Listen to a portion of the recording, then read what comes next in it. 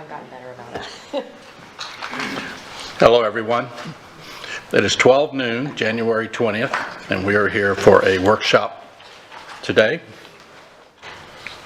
First on our agenda is the board attorney evaluation. Dr. Savage, would you like to proceed? Good afternoon, Chairman Persons, esteemed board members, Dr. Bernier, Attorney Dupuy Bruno. Today's presentation is the final work to revise the assessment instrument used to evaluate our general counsel school board attorney for this year.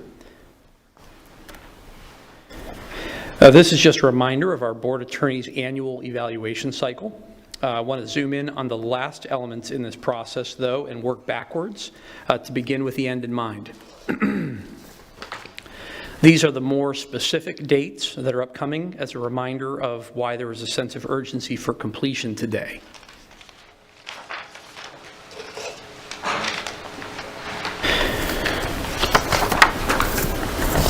This was the tool that you received in your weekly board update before winter break through the board weekly issued on December 9th. As a reminder, based on the feedback from the board at the last meeting, I have largely used the Brevard model as a starting point, with additions from Pinellas and Miami-Dade.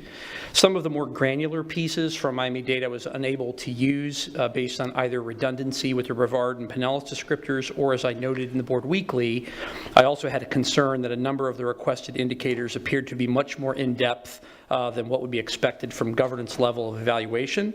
For example, some of the specific indicators, board members would not only have to know, but be able to apply the Florida rules of evidence and be familiar with specific legal writing practices in order to objectively assess the board attorney.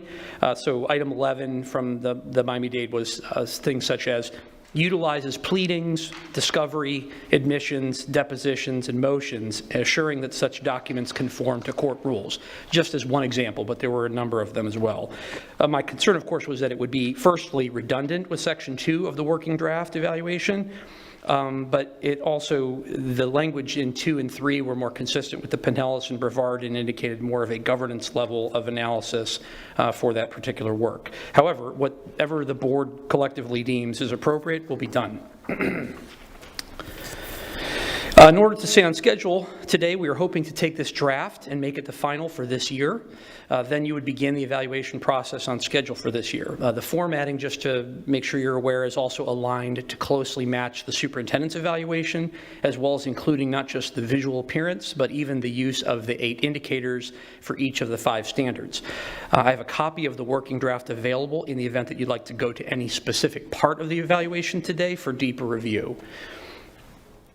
With that said, at this time I would defer to any comments from the superintendent first before turning things over to the board for your discussion. Mr. Chair, members of the board, Dr. Savage, thank you. Nothing from me at this time. Thank you. Board members, do we have any questions? Yes, Ms. Morgan. Standard 2. I would like to see the addition of a line saying that the board attorney is a board certified school board attorney and maintains current status as a board certified, as a Florida school board attorney. I would like to see that added, and I would like to see in standard 3 an addition that the board attorney provides quarterly updates to on variances to the department budget. And those are the 2 comments I have. Any other comments? I would like to say that, if I'm not mistaken, there are less school board certified attorneys than there are districts in the state. I don't know if we should put that in. It's a good goal, but I don't know. It's a contract term. Yeah. So we have it in our contract.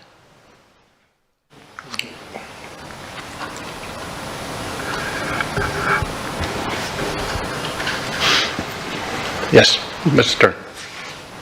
For clarification, the contract says that the board attorney will work towards getting board certified. It's not a requirement, it's that you're working towards getting board certified.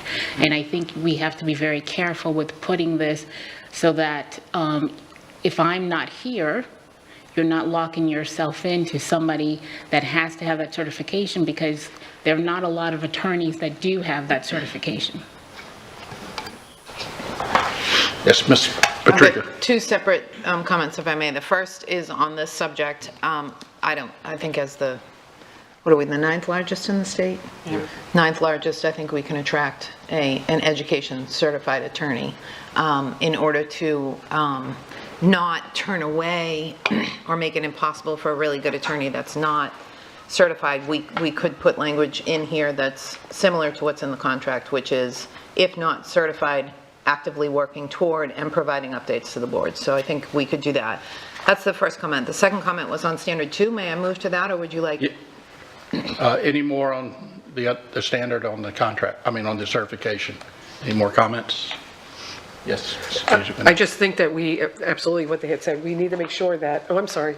That's okay, go ahead. Okay, that we do, because that was our, when we were going into this, we were looking at making sure that this was mirroring the contract.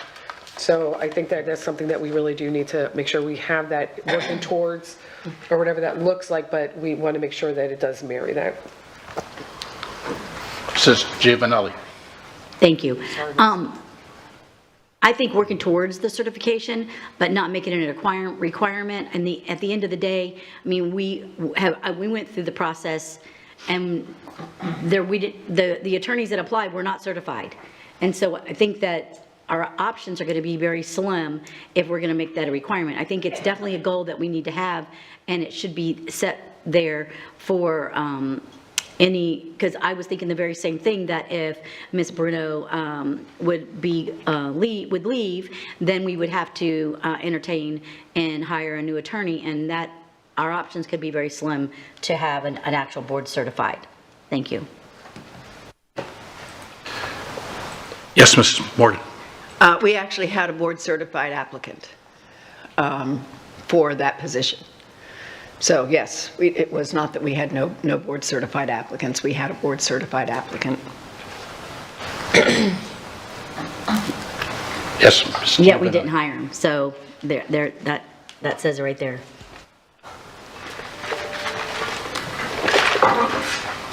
Any other comments before we move on to Ms. Patrica? Thank you. 2.07, reviews contracts. I'd like that to say approves contracts, and the way this is written is that it's approved as to form only. I have concerns about, and I've had this conversation with Attorney Dupree Bruno. I'm not looking for the attorney to tell us what contracts to enter into and what contracts not to enter into. A situation that predated Attorney Dupree Bruno, and I've mentioned this several times at the table, was we had a guaranteed minimum price contract come in front of us for Bonita Springs High School, and there was no price in the contract. So that's not a form issue, that's a content issue. I would have liked the board attorney to have been required at that time to say the content of this contract is not good for you, the board, and these are the reasons why, so that we could cure it. The way this is written does not, there's no way for us to evaluate that for the attorney. So I'd like to see that language change. Reviews is insufficient, approves I think is necessary, and then to include something beyond form, what that is I don't know, but that's what I'd like to see there. Any other comments on that? Or I don't quite understand. I mean, I guess I am new. I thought the contracts were approved by us if we put that language in there. I mean, eventually are approved. Could we word it slightly differently, where more than review, but less than approve? Maybe reviews and makes a recommendation,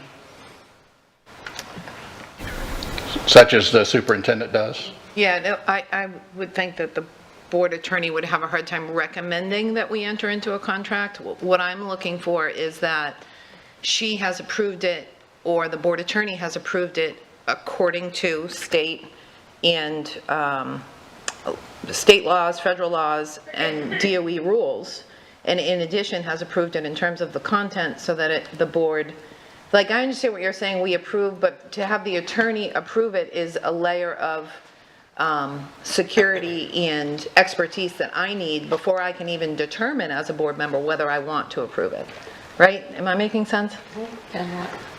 Yes, I mean, you are. I mean, I think we do expect that to happen, and slightly different language would be good.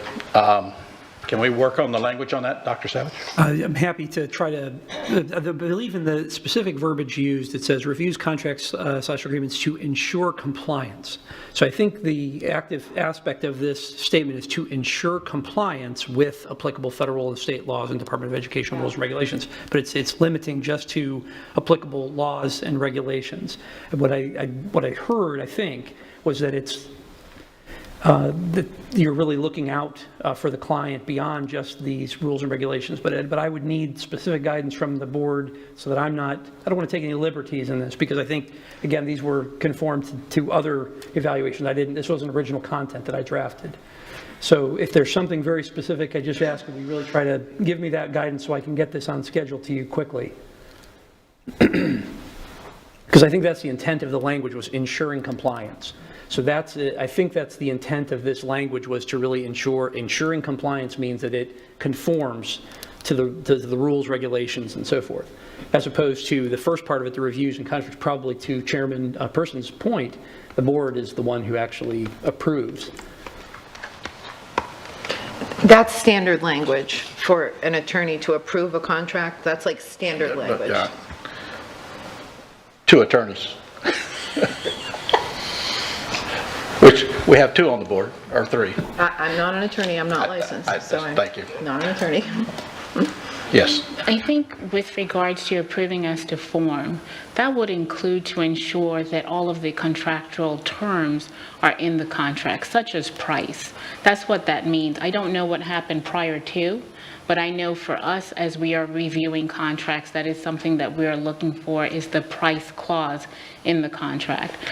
Some contracts don't have them because they're, in exchange for something else, but for the most part, we do include that. So I want to be very, very careful that we don't make us responsible for every single contract that comes through the system in terms of the negotiations that occur primarily between staff and the vendor. The attorneys are really just looking to make sure that it is compliant with the laws, and then all of the applicable clauses are in there to protect the district.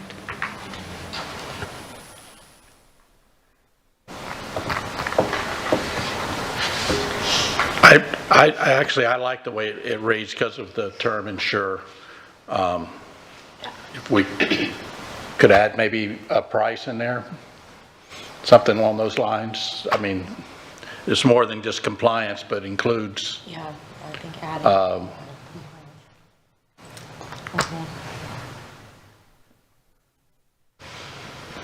Trying to think how to word that would be sufficient. Because the rest of the contract is covered on there, but it doesn't really say anything about price. So the board attorney could send something through without a price, and it still would be compliant with laws and things like that. And that, Ms. Patrica, that would be a good point. So. Yeah, may I? Yes. And maybe I'm thinking about the board attorney's role in the wrong way, and if I am, please correct me.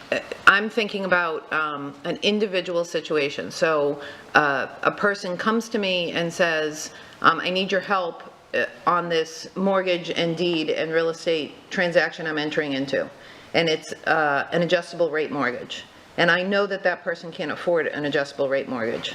So I tell them, in my role as an attorney, which I'm not, I tell them, this is an adjustable rate mortgage. These are the dangers associated with that. In 5 years, you're going to have to come up with this amount of money.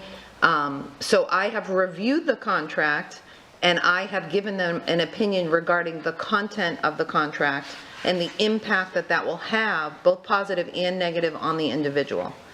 I'm not sure that we're evaluating that as it stands with this language. Okay. And that's an individual person example, but it's the best one I could come up with.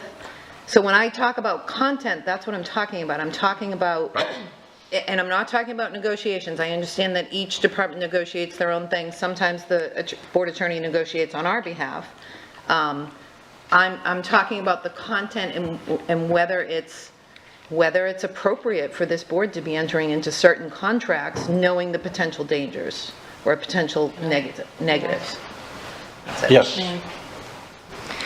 So what I think I'm hearing is we want to make sure that the attorney reviews the contracts and approves it in such that it's following state and federal laws and it's safe for us as a board to continue with whatever the vendor or whatever contract we're getting ready to enter into. So instead of just leaving it with compliance, could we add something along the lines of compliance, reviews contracts, agreements to ensure compliance, and follows all federal and state laws applicable to the Department of Education rules, like making sure that somehow it's stated that this contract is safe for the board to continue with.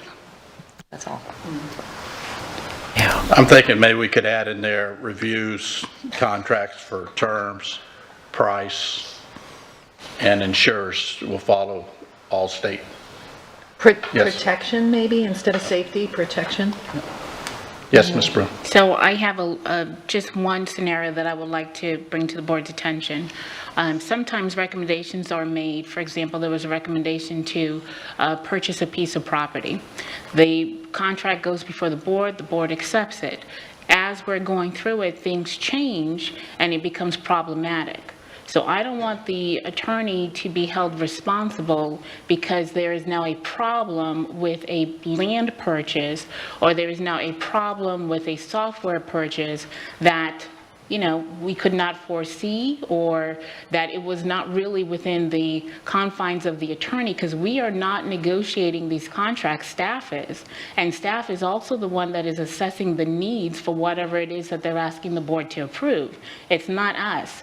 So if we're approving, I mean, I'm okay with approving the form. I'm okay with approving to ensure that we're in compliance with law. I'm okay with approving to ensure that we have certain clauses. But in terms of, and I understand what Ms. Patrica is saying, because if I have an individual client that comes to me and is asking me, is it okay for me to enter into this contract? Most of the time, I'm there in the beginning negotiating the contract, understanding why my client needs this contract, finding out all of the information with regards to the contract. This is not the same type of scenario when staff is the one, and you see how many contracts comes before you at every meeting.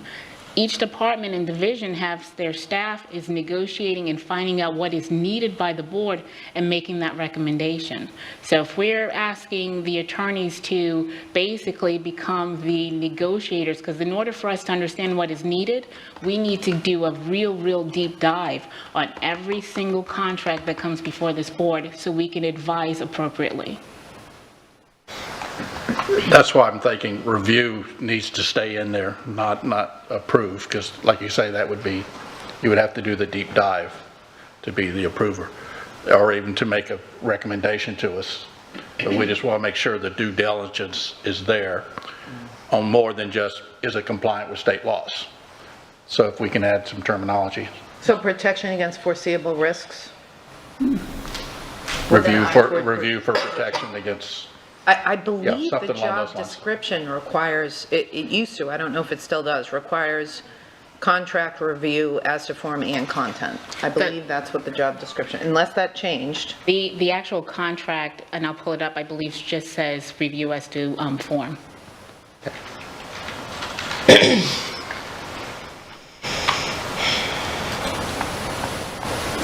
I mean, I'm not going to not approve it based on this. I just, contracts are a big part of what we do, and I don't always have the confidence that our best interests are being served by entering into these contracts. So that's it. That's all I'll say. Wherever we land is fine. Okay, thank you. Any other comments on 2.07? Yes, Dr. Savage? Yeah, Chairman Persons, what I heard was a suggestion, protection against foreseeable risks being added to that line. So reviews contracts, agreements to ensure compliance, it's proceeding, ensure compliance to protect against foreseeable risks and ensure compliance with applicable federal and state laws. Would that be, and so forth, would that be a fair amendment to that particular indicator to make it more robust? Mr. Fisher? Perhaps add reasonably foresee. Reasonably foreseeable. I think that's the perfect word. Yeah. Perfect. Yeah. Very legal. Very, very wordsmithy there, so. Done. We'll take Okay. care of that. All right, any other comments before we move on?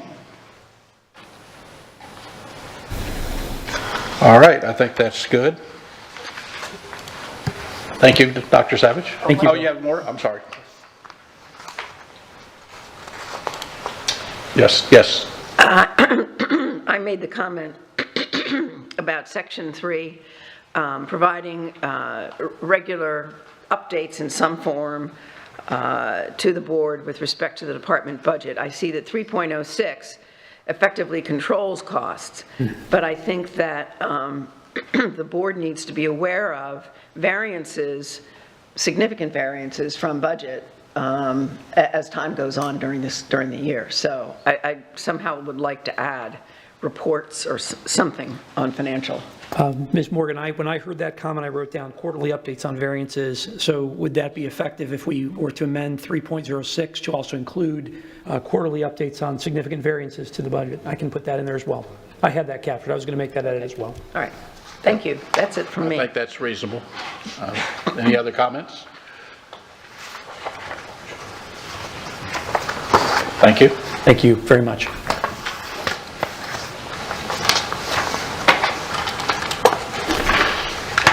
All right, next on our agenda.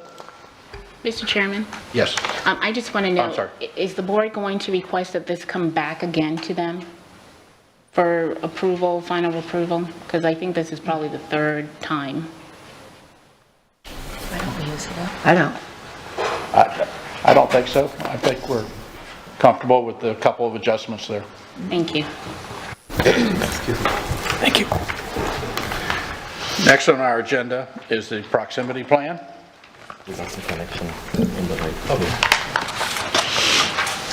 Mr. Chair, while Dr. Malloy and Mr. Ramirez take their seats, this is part of the ongoing discussion regarding the proximity plan update.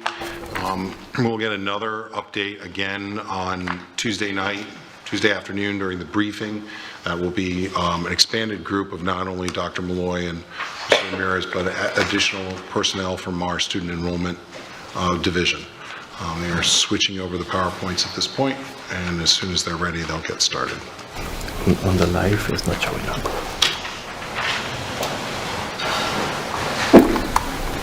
Just give it a few seconds.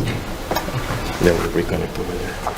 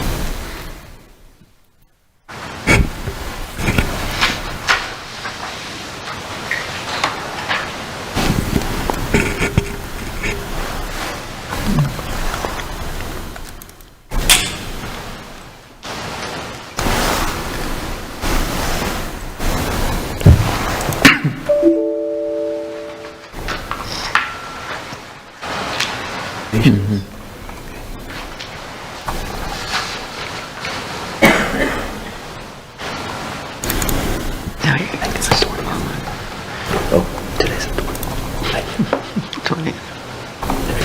There you go.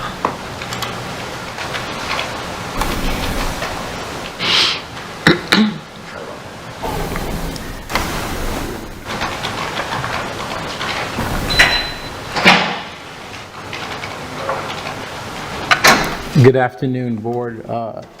Superintendent, we're back. Great to thank you for having us this afternoon. We are here this afternoon, as Dr. Bernier shared, was to share and provide an update. This proximity draft plan is a continued conversation. We've had some continued dialogue and feedback from community stakeholders as well, and the purpose is to just provide an update this afternoon. Our agenda this afternoon includes just that, providing that draft plan update, associated procedures that we'll discuss around what you could expect as this proposal moves forward to potentially a board vote in February. And we've added a couple of pieces as we've received feedback. We're going to talk a little bit around the K-8, the impact to K-8 academies, specifically some of the arts that we've heard, what this means for middle and high schools, as well as a communication plan as we're thinking about what this may look like moving forward as we move towards an approval and then implementation. And then some key critical tasks that are a part of this process that we want to make sure that you are aware of as well. At this time, I'm going to turn over to Dr. Adam Malloy, who will share some of the particulars around the plan. Good afternoon.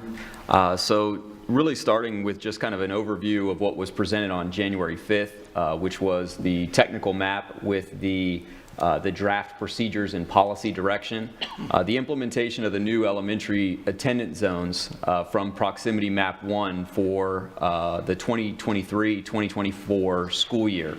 I really want you guys to think about the impact to 3 student groups: incoming kindergarten students, elementary students new to the district, and then rising elementary students living outside of their current school's proximity attendance zone and needing transportation. So that is the immediate impact for this proximity draft plan.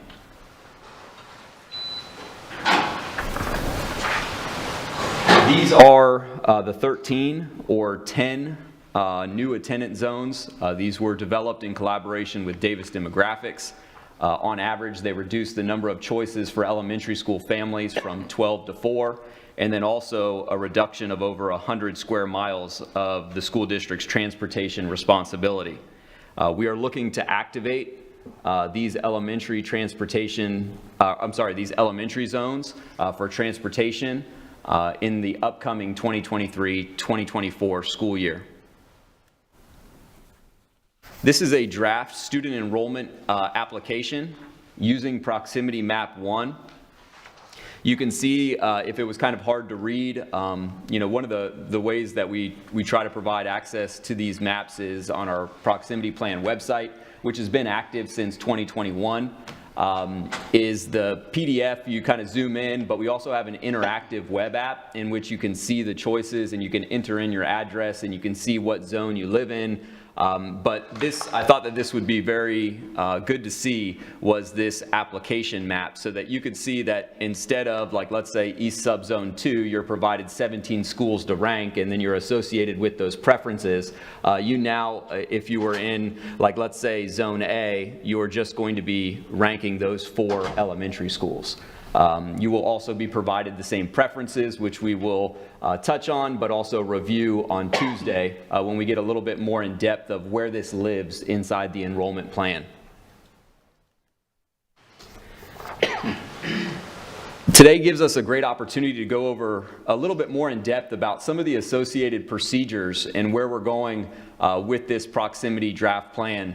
The grandfathering piece was huge. So from December 2020, when engagement was kind of kicked off, until 2023, the big question for families, well, what does this mean if I'm in the current system for elementary schools? So our grandfathering procedure and approach right now is that all rising elementary students are provided the option to continue to attend their current school. Transportation, however, will not be provided unless the current school is within the new proximity boundaries. I apologize for just reading that word for word, but I do think that that is a key part of this procedure. We honor the current choice. However, the district's responsibility to transport outside of those new choice zones is where the difference is.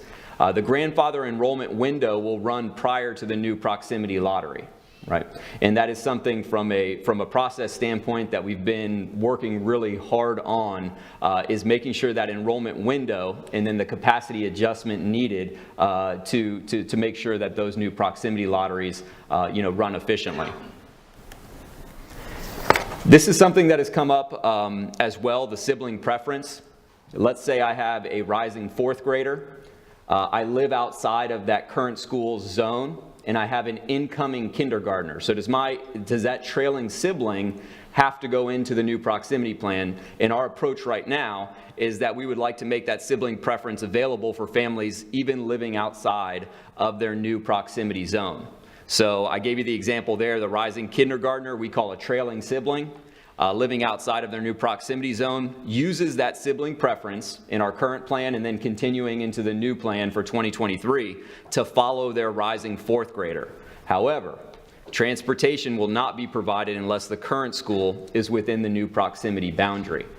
So we've already responded to a number of emails, phone calls as it relates to this issue, but right now our approach is that the sibling preference is going to maintain. And I know I used those kind of clip art images a few times in our proximity, but I wanted to keep those together so that we could honor not just the current selection in the choice, but also the family staying together. Very important as it relates to the proximity plan, our self-contained ESE programs and students. They will maintain their current enrollment and the provision of district transportation. And I know that we made mention of it on January 5th, but I wanted to reiterate that self-contained ESE programs and students will maintain their current enrollment in the district provision of transportation. And as we really get accountable in year 1 or in year 2 after implementation, we can evaluate and potentially look at additional considerations of ESE self-contained programs.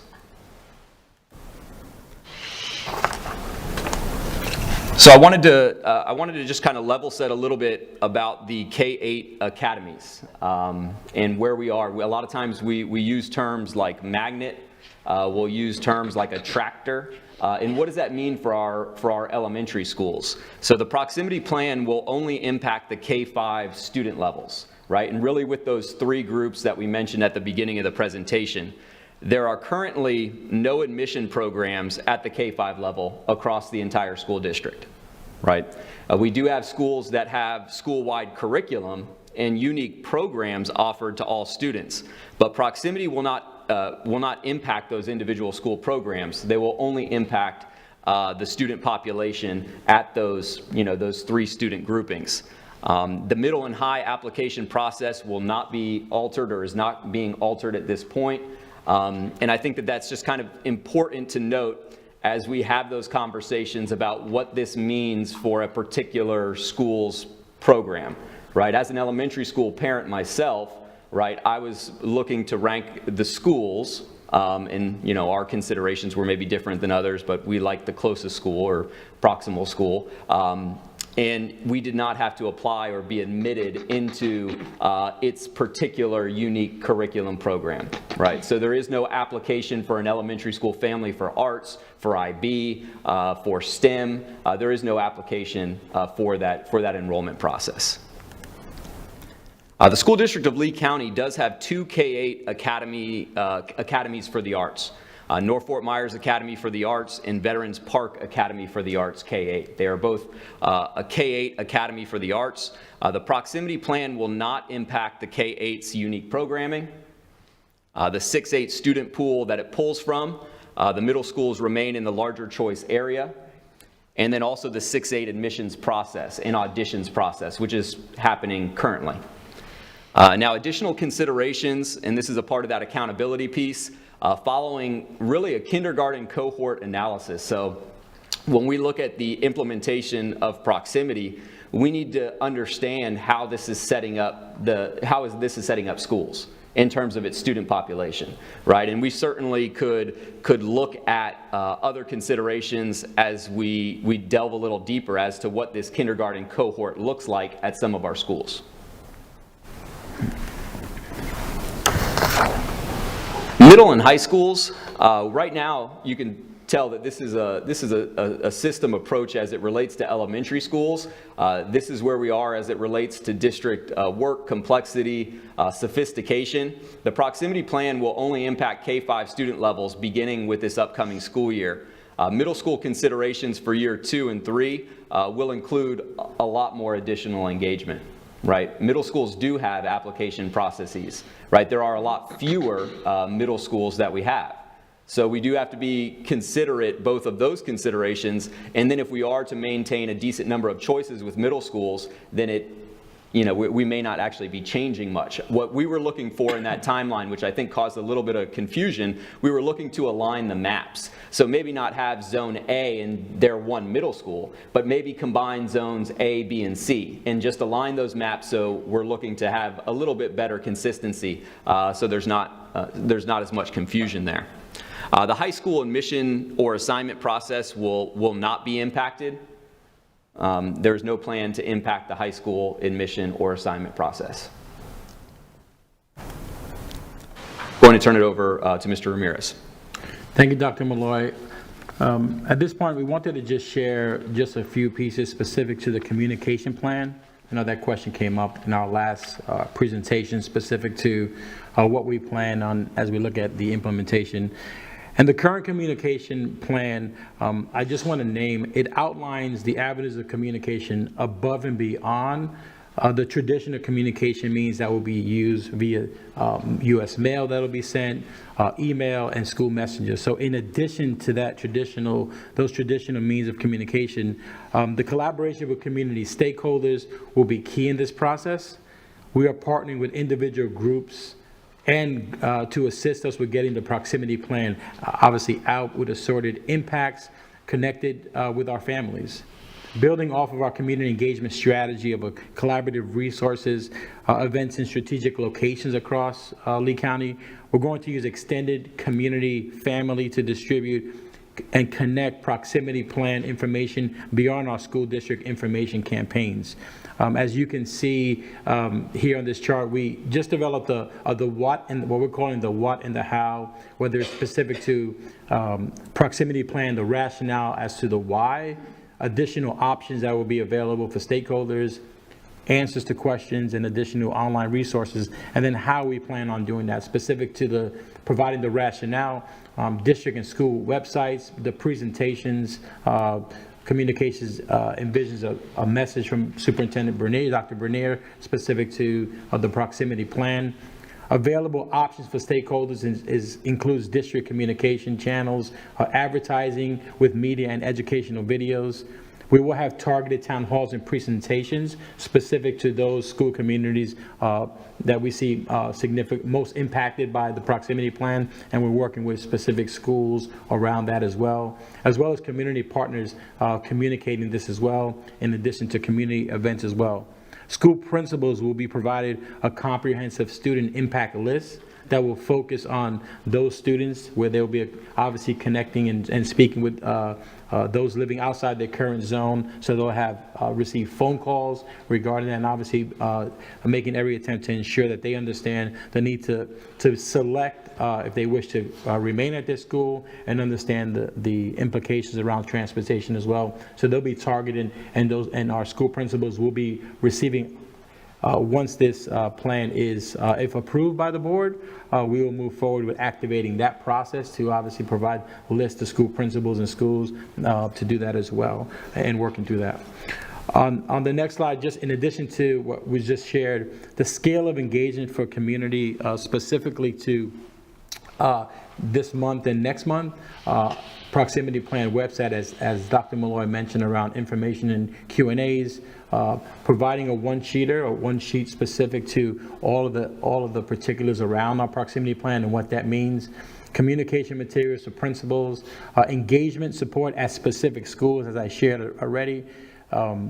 Messaging to families and districts and schools. We'll be meeting with EDAC as well as the DAC next week to continue to provide this information, to garner feedback, as well as getting that information out.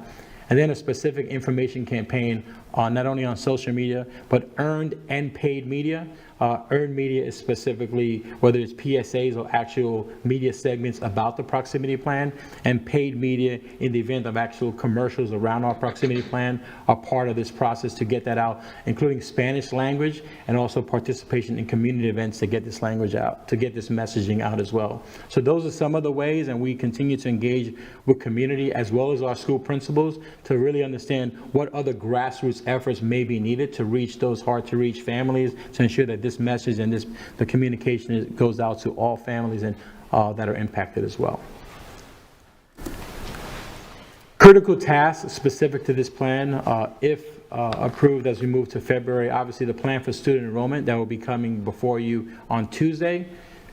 Community engagement and communication plan that we'll be activating as well. Activate the student enrollment for elementary schools. As you are aware, the elementary portion of open enrollment is currently on hold, waiting and pending our proximity plan and obviously the rollout of that. Middle and high school has begun, and so we'll be talking through that, as well as obviously the grandfathering and proximity enrollment windows that will be established. Pending board approval. Capacity analysis to ensure, as we look at that second level of proximity enrollment based on the impact of capacity at schools, based on the choices that parents make on grandfathering, and ultimately the critical task of not only the accountability, but the continuous improvement of looking at and analyzing what the data is showing and telling, to be able to be responsive to community and to parent needs as well. At this point, that concludes the presentation piece. I will turn this to Dr. Bernier for any additional comments and board discussion. Presentation, thank you, Michael. Mr. Chair, board members, the presentation today was a sensitive update to some of the discussions we had prior regarding communication plan, continue to expand that opportunity so our parents can be informed. I think it's really important that we continue to clarify that this is a K-5 process. It does not impact our K-8s. Our ESE transportation will stay in place, as we are federally as well as morally obligated to ensure those students have the right and appropriate access to free and appropriate education. We are starting to hear some of the comments that we talked about the last time we met. You know, this is a situation where people are feeling like their apple or their cheese has been moved or will be moving. But I do again share with you that one of the aspects is the focus is to get our students to school on time and to get them home at a decent hour. This will give us the opportunity in year 2 and 3 to look at eliminating one of our tiers of bus transportation. Again, beginning with high school, tier 1, we have 2 tiers of elementary, and the last one to move either to school or to go home from school is our middle school. Getting those done earlier in the day begins to address some of those other needs regarding athletic teams and other people who need buses from the high school, because then we would have buses available to get those high school students to their games. This is all an integrated system. I think what it will do is provide us the opportunity to get our school children to school on time. It's the beginning of an ongoing process. Every year a kindergarten class gets onboarded into this new process. We clear more and more of the existing or past existing transportation routes. So this is the right step in the right direction at this time. I believe, and we are remaining consistent with our recommendation, that we seriously consider this change and how we go about assigning our students to schools beginning in their kindergarten year, and then providing our parents with the opportunity to stay in place as long as they're within the proximity zone with transportation, but they live outside the zone. I think we're telling them in far enough time where they could make arrangements if possible. So we're interested to hear your continued discussion. The staff's ready to take notes, and we can adjust for the briefing on Tuesday, depending on your discussion today. Thank you. Board members, any discussion or questions? Yes, Ms. Moore. So my concern continues to be those students who are outside the attendance, the new zones, and making the principals responsible.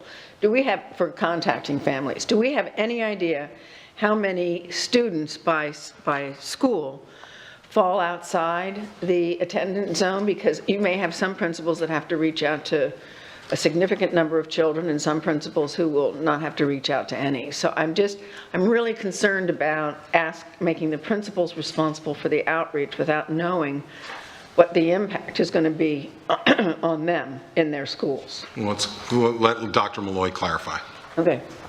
Yeah, Ms. Morgan, we've heard a lot of communication from principals, speaking with principals almost every day about that list. So we do have those rough outlines based on the proposed map. And on average, we're looking at about 38% of the rising elementary population. Upon approval, the plan is to provide each individual principal with their students and their addresses that are living outside, and then what those options are. But not to fall all on principals. We have supported with community engagement and communications the top list of those that are above 50% for them to assist in reaching out and making those options available. So we do have those individual numbers, and we do have those percentages, and we have been in communication with principals almost every day.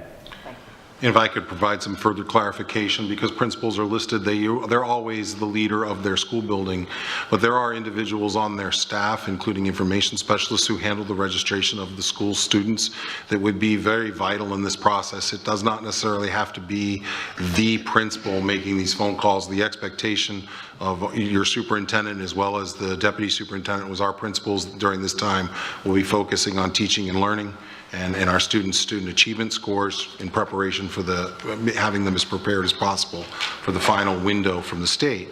So they have the opportunity to delegate this responsibility to their information specialists, and we will continue to help and support them if they run into any type of information or processes where they don't feel they have the staff to complete it. Thank you.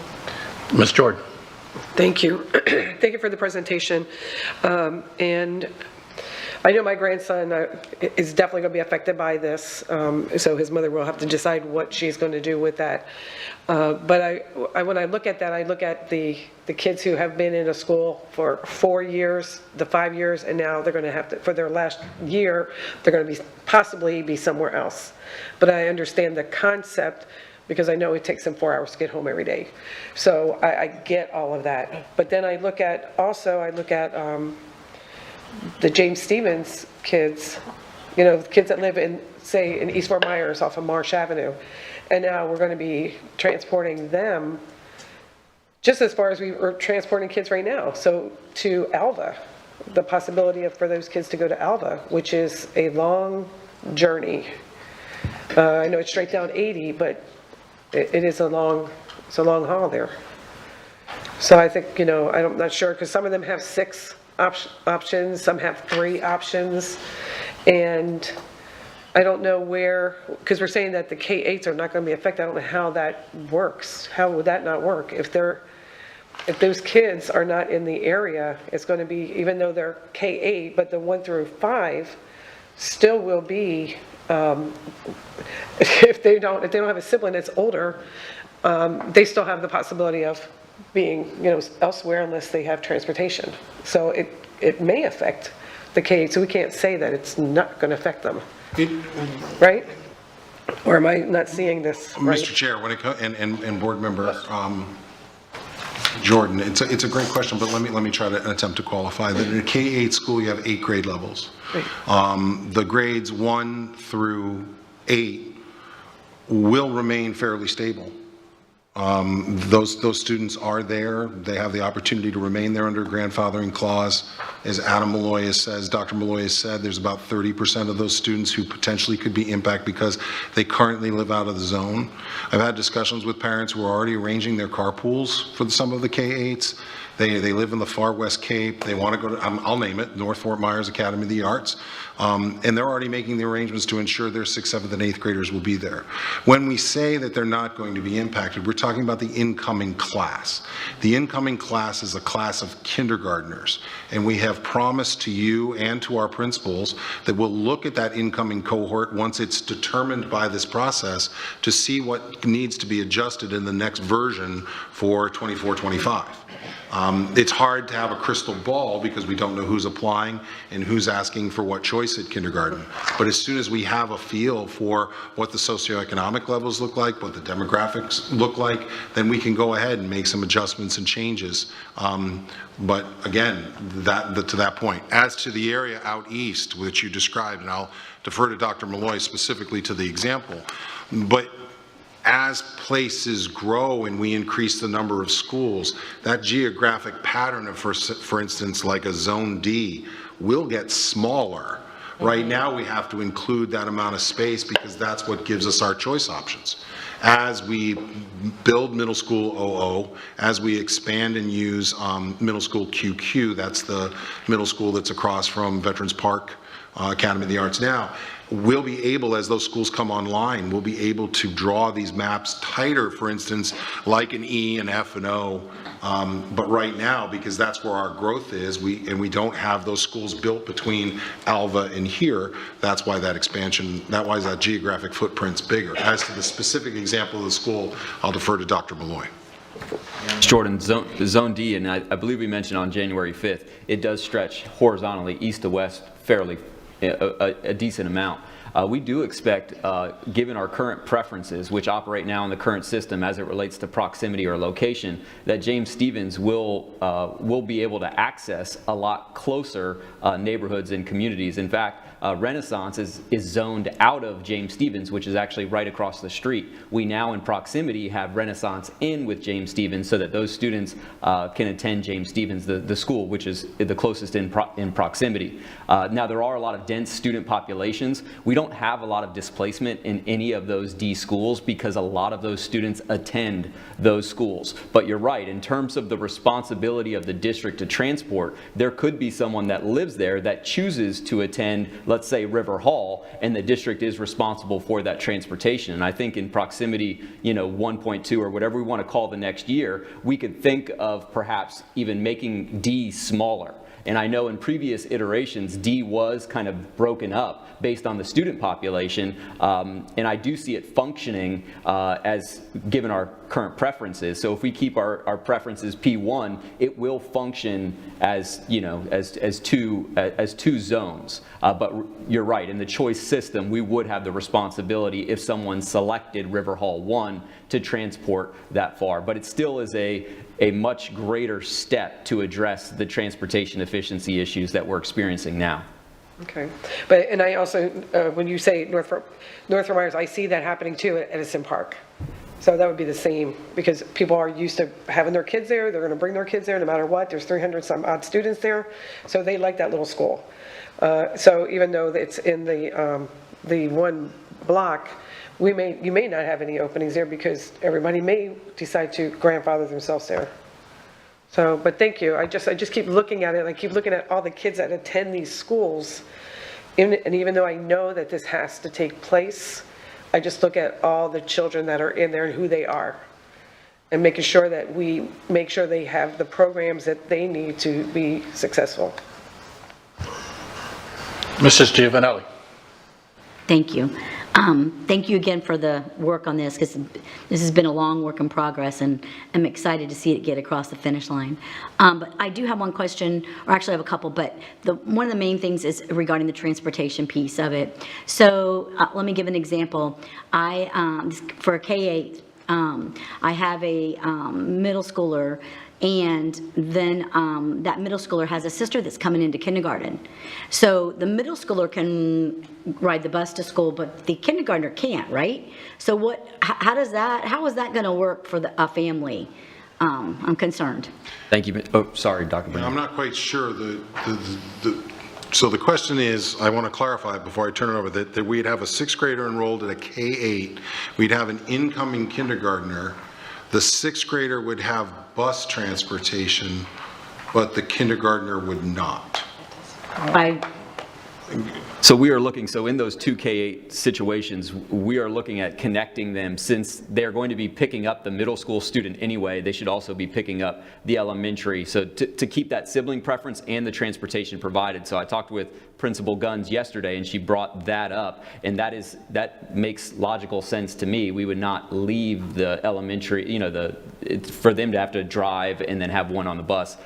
I think the logic tells us that we would just keep them together. So we would honor the sibling preference, and that elementary trailing sibling would get to keep the transportation because the middle school student is being provided the transportation. Yes, I think the goal, and I've done this in a previous system, I just wanted Adam to clarify it, and thank you for letting me clarify the question.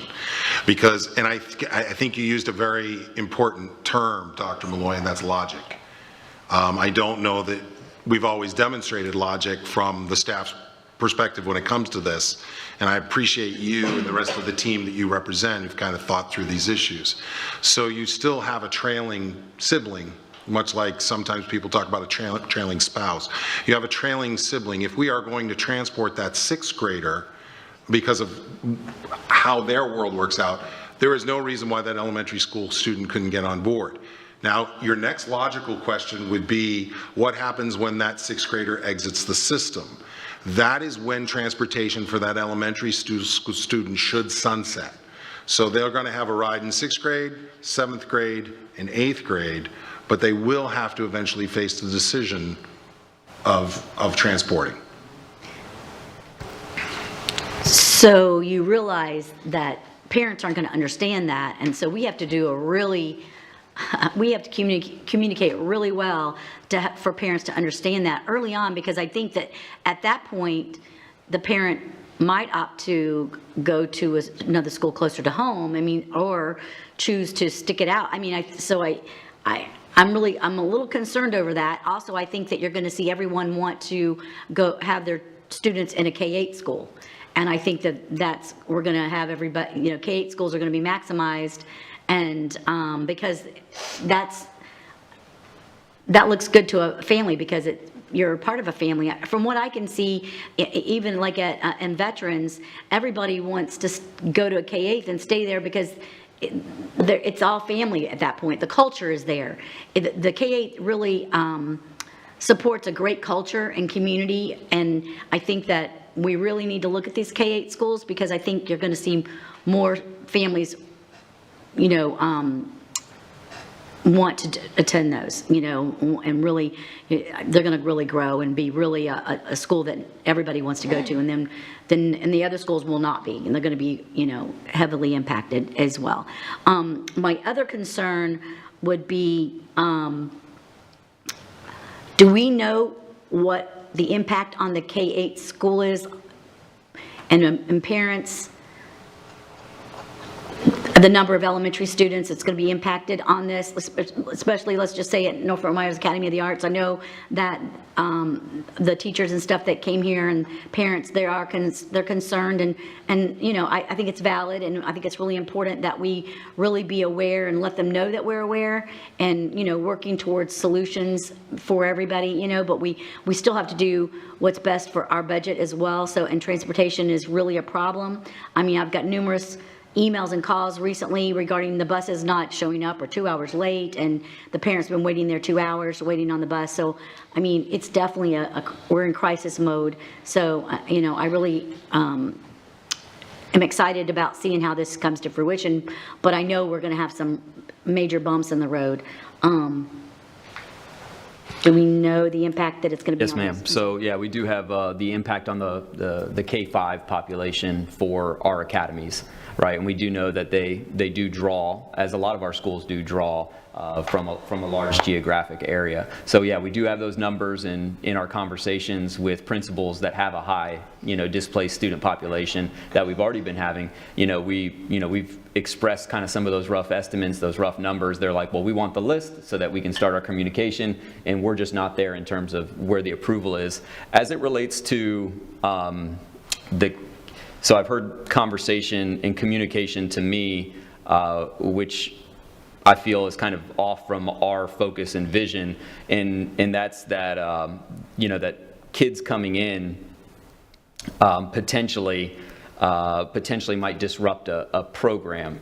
And, as an educational leader, as a former teacher, I just don't see that as potentially matching up. I see the program as being, enhancing and being provided to the children. So I did put in that bullet that we will analyze the kindergarten cohort, right, to just make sure that the table is being set properly and that the schools are being set properly. But for our great offerings or curriculum offerings, I think that all of our kindergarten students will benefit. So really taking a look at that kindergarten class and seeing what we have at each one of our schools. We know that there will be certain needs that arise that we will have to address from a programmatic standpoint, from a resource standpoint, just like we do now when we look at our school populations. But I think that this will give us a great opportunity to study impact kindergarten, and then kindergarten first, then kindergarten first, third, with making minor adjustments, right? So that we can really get our hands on in terms of setting up our schools for success. So I know that was a long answer. Yes, we know the displacement numbers. We have been in communication and we have been preparing. We have not provided the list with the student names because we don't have approval, right? Once that happens, then we would activate that process and really taking a look at that kindergarten cohort and say, well, what is the impact to the school, and having those conversations. So that's certainly something that the team is focused on, is being much more accountable as to how the students are distributed throughout our district. And Dr. Malloy, thank you for that summary. I think that's well done. But I also think that, to Ms. Giovanelli's question, I think this is a really important note. We've discussed it privately, but publicly, let's say it out loud. When those individuals, for that sunsetting kindergartner whose child's in 6th grade, that's an early, not just an early communication, it's an early and often communication. It's a reminder on an annual basis that this school building, if you were grandfathered in under a sibling, your older sibling's getting ready to graduate, it's an annual reminder to a parent. The other great piece to this is one of the things that this staff really internalized during Hurricane Ian was the focus of working on the current problem, which is making sure we're putting out as much information in workshops and briefings and with the public as possible, but also working behind the scenes so that when a decision is made, we are also preparing at the same time that communication, those lists, because it's really vital, because those students applying for grandfathering will have that first opportunity. The grandfathering process will occur before the open enrollment piece. So we are preparing right now to be able to tell a principal, here's all of your students, we'll use a K-8 as an example, here's all of your students potentially impacted grade 1 to grade 8. These are the students, if you want to keep them, that you need to go out and recruit and start making contact with. Our principals are chomping at the bit. That's why we're trying to do this presentation, talk to you guys again next week, and then bring it in early February. So, and I know, I just want to finish up really quick. So that's what, when you had the what and the how plan, I wrote down when, because I think that is what we're all waiting on, is like, when is this going to happen? And I'm a little concerned. I understand we have to approve it, but enrollment is already, for kindergarten, has already started. So how, are we communicating that? I mean, It's not. well, I thought we used to do the early enrollment. Just pre-registration, Well, so, that's the same thing. I mean, but they haven't been provided their selection list? choices. Yeah, it's just pending proximity discussion or consideration. So middle school and high school started January 17th. Elementary would have joined that in if we continued with the current system, and we're hopeful that, that we can move forward with that. well, and that leads me to my continued concern, because I think a lot of people think, well, they know the present system, right? And so that's all they're thinking about. They're not realizing that it could really change on them very quickly.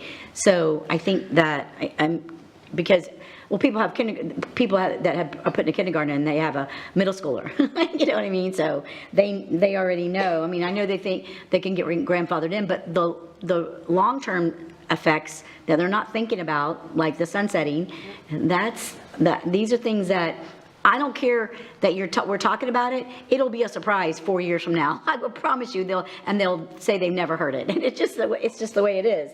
And so it's so. I think once we do it, and we're doing it for a few years, it'll be fine. But I think the initial year is going to be bumpy. It really will be. So, anyways. Thank you. I think that was my main concern I didn't get my answer though, regarding what will the impact be on our K-8s right now? What is the impact, if you know? What is it, 50%, 30%? What is it? The impact of the K-8 depends on the K-8 and how many students K through 5 currently live out of the zone. As soon as we can release those lists, I believe that specifically with some of the K-8s we're discussing, they will be able to stabilize their population very quickly because they're going to find out from parents they're already making arrangements to make sure they can stay. So they're already figuring out their transportation situations as we speak. The unknown for a K-8 right now is that incoming kindergarten class. Thank you. Yes, Mr. Tree. Thank you. Dr. Malloy, you're a rock star. I think you knew that. I mean, the whole team has done an amazing job, including Mr. Ramirez, but your ability to break down these incredibly difficult concepts in a way that people can understand has really been astoundingly good. I have to express, I wasn't here for the January 5th presentation. I share my board's assessment that you going first was a good idea because all of your questions really answered all of mine. And Ms. Jordan indicated what I'm feeling, which is a high level of disappointment for those families who don't have the resources or wherewithal to engage in a carpool. The families who don't have the resources or the wherewithal to transport their children to the school their children are currently going to. I am incredibly disappointed that we can't accommodate them. That being said, this is a system-wide problem, and I'm looking at some of the best minds, I think, who can solve these problems, and I'm not seeing a solution to that problem.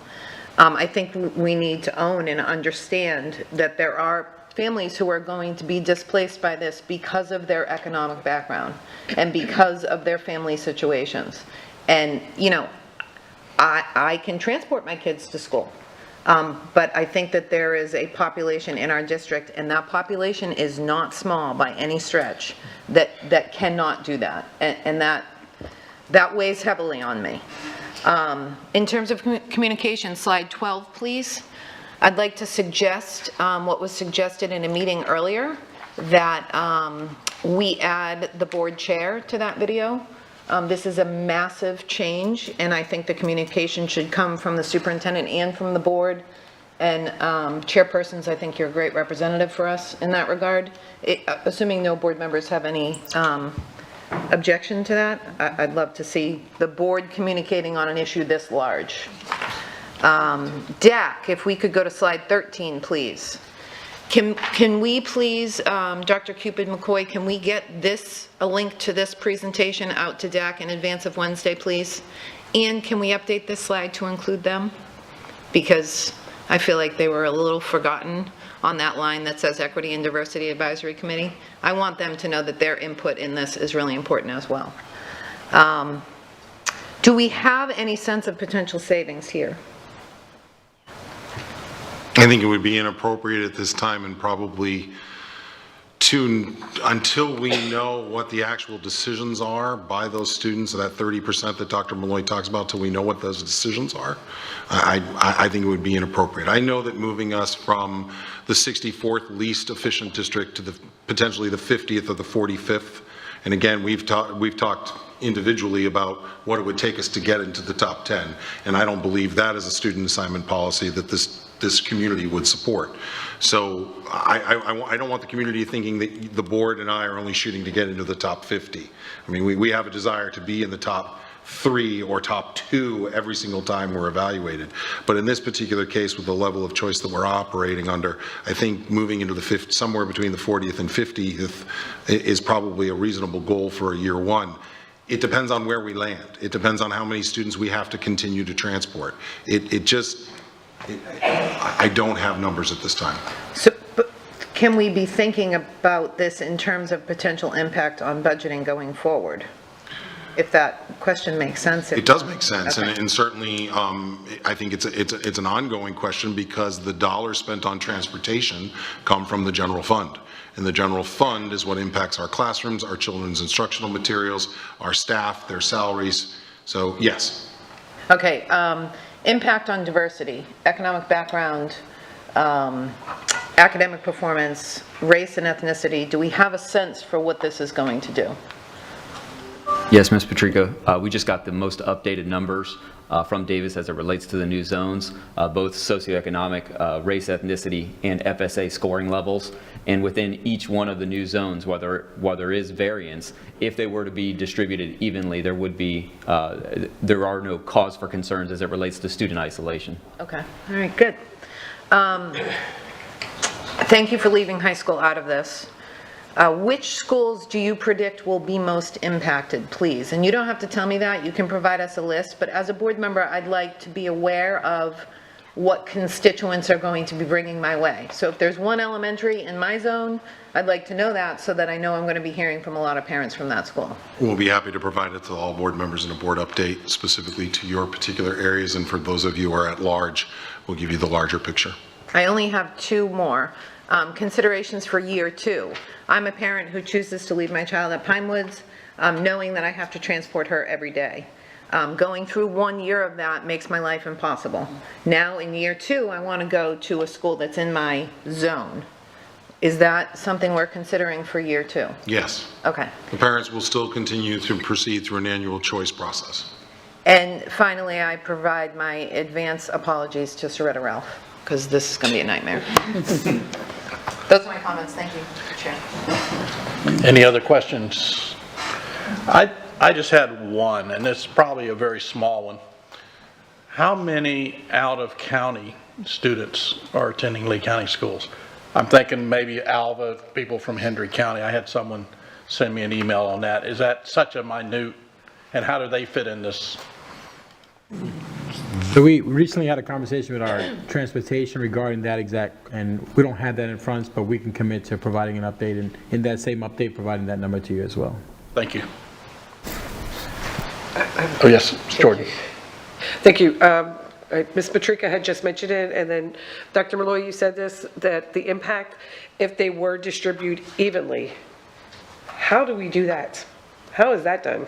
That the schools are distributed evenly to accommodate the question that she asked you? So, Ms. Jordan, as you know, in our current choice system, right, we have east, west, south, we have subzones, adjacent subzones. We have diversity in each one of those zones, but we can't control the parental choice, right? So in order to distribute it perfectly, like evenly, you would have to control that choice. And we don't have that in our system, nor do we have it in the proposed system. What we do have is a continued system of choice with the availability of parents and families to choose within these smaller zones. Diversity is available in each one of the smaller zones.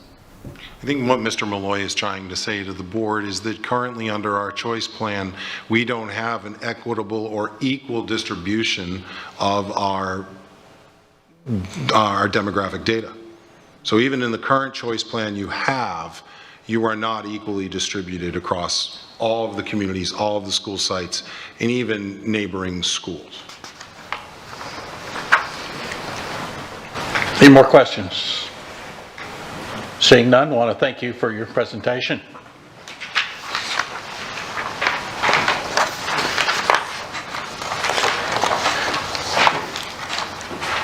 Next on the agenda is school and district grade calculations.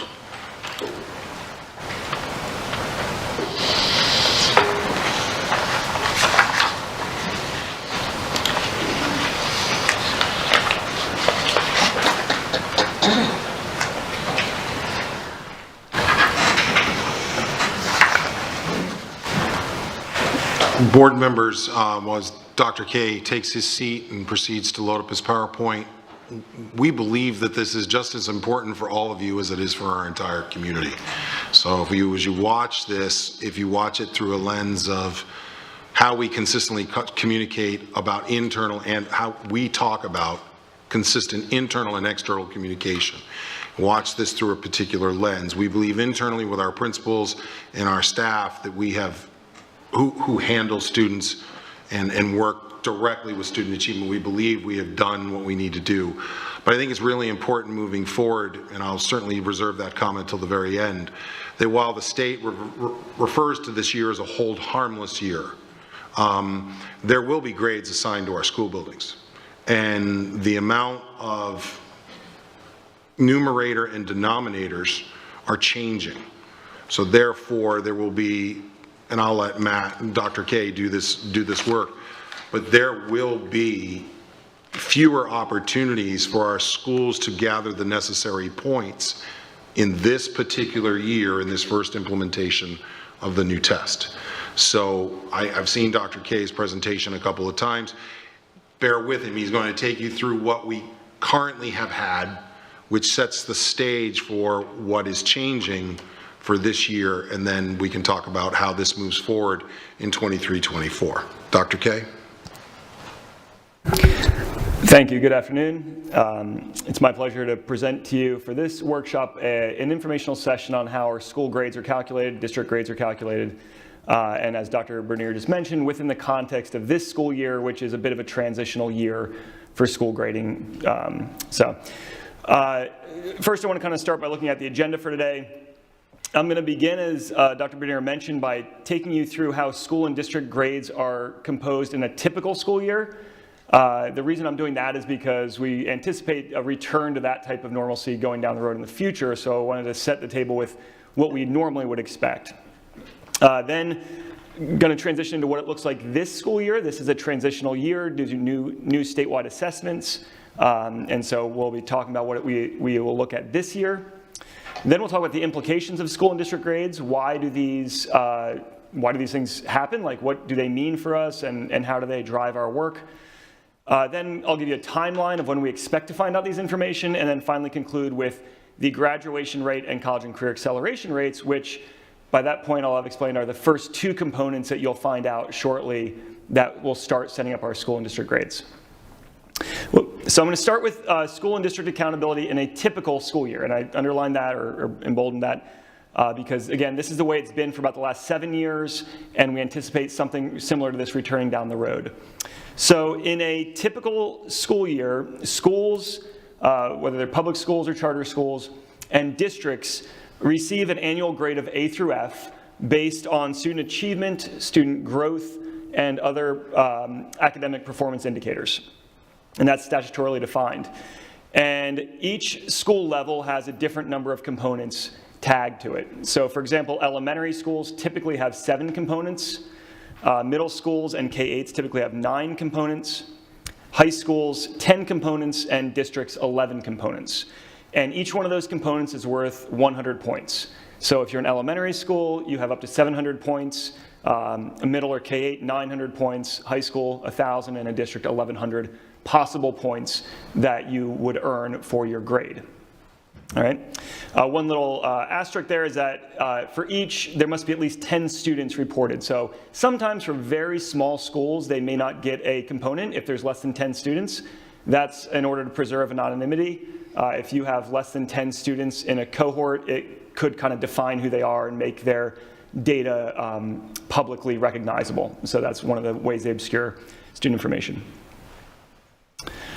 So the grade itself, how do you get the letter grade? Remember I mentioned the components, either 700, right, 900, 1,000, or 1,100.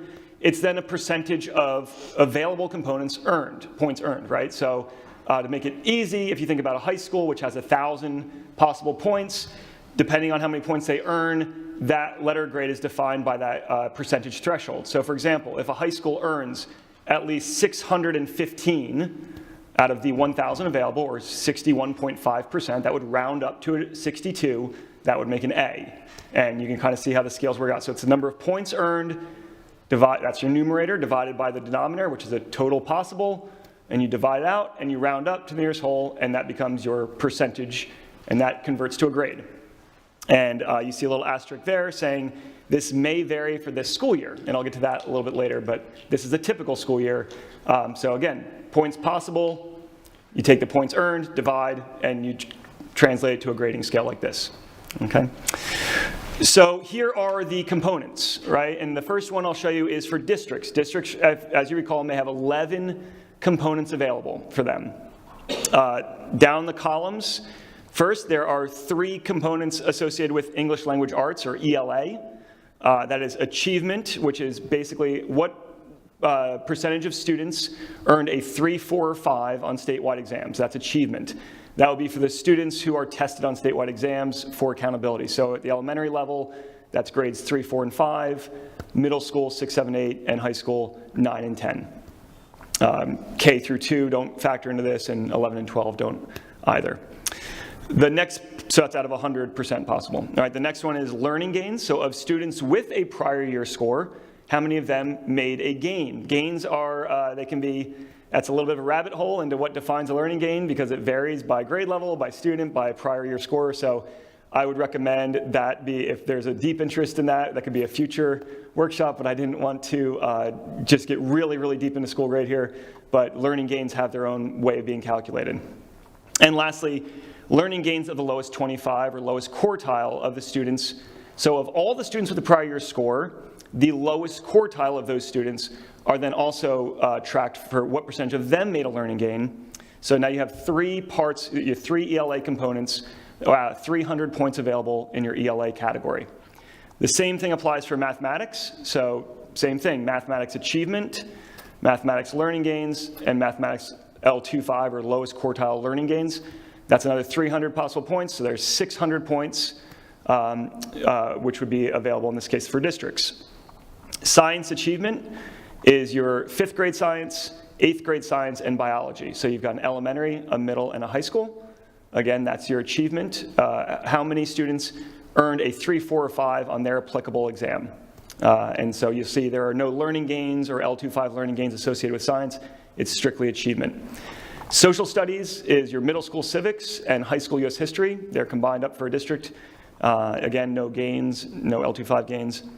The graduation rate, and then 2 different acceleration factors. One, the high school acceleration, I'll explain that in a little bit, and then also a middle school acceleration. So of the 11 components, each worth 100 possible points, you now have 1,100 possible points for a district out of the 11 components. And going back to the calculation, however many points the district earns is then rounded up to the nearest whole, and that percentage is then converted to a grade, like right back there based on that scale. Okay? So that's for districts in a typical year. For elementary schools in a typical year, they have 7 components that are tracked. You can see here indicated with the red circle around it. And those are the 7 that elementary schools do. There is no social studies component. Obviously, they don't graduate at the elementary level. They don't have acceleration components, so it's just those 7 out of 700 points.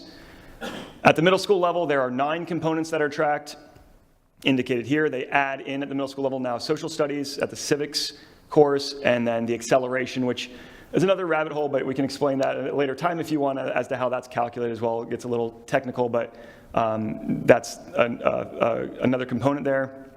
High schools have 10 for 1,000 possible points, and so that's how your high schools are tracked. They add in graduation, and instead of middle school acceleration, they have a high school acceleration component, all of which have very clearly defined rules, and the state of Florida puts those out annually in a rule book that is available for public review as well. So here's just kind of an overview of what district grades look like. Remember, for districts, there are 11 components.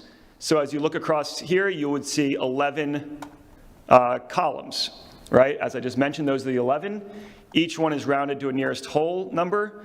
Those 11 are then added up into one sum. That sum is divided by 11, which converts to a percentage. That percentage is then translated to a letter grade based on the scale provided.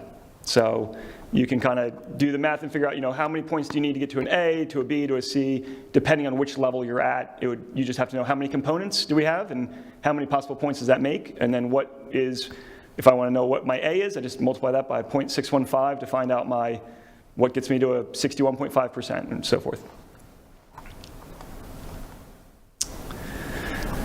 For schools, obviously it does depend on what level we're talking about here. So I identified 3 kind of typical school levels you'd see up here. The first one at the top you see is a middle school. There are 9 components available. So as you track across, you would have 9 components. They would add to a sum. That sum total would then be divided by the available components, translates into a percentage. Percentage gets a grade, right? High schools have 10 components. So earning more points doesn't necessarily get you a better grade if you're in high school because you have another component that you have to divide by. So that will then translate, as would the elementary school. They have 7 components. As a reminder, if you look across here, you might be like, like once in a while I see blanks in there. Like, why is there a blank? Remember, the school does have to have at least 10 students represented in each component. A very small school could sometimes miss that. They may not have 10 students in the lowest quartile. It might only be like 9. So that could remove that in order to, again, obscure the student information, and so that it's not easy to figure out, oh, you know, if it's a very small school and only one kid made a learning gain, we kind of know who that is, and it would be betray the student's identity. Okay, so that's a typical year. So now I'm going to throw a curveball here and look at what school and district accountability will look like in the 2022-2023 school year. So as Dr. Bernier mentioned, this is a transitional year. The state of Florida has introduced FAST, Florida Assessment of Student Thinking, Progress Monitorings 1, 2, and 3. So that is our new statewide assessment system. We did our first progress monitoring in August. We're actually currently in the window for our second one right now, so that's something we're working through. And then the last one, which will be the accountability recorded one, will be in May. So 3 windows, unlike the past where there was just the spring testing, that was the accountability window. So just to kind of say, why is this significant for this conversation? Well, in the first year of new testing, there is no prior year score, so there is nothing off of which you could base a learning gain. Without a prior year score, there are no learning gains on the table, and I'll kind of walk us through that in a minute. But that impacts those components I just went through. Other key considerations here.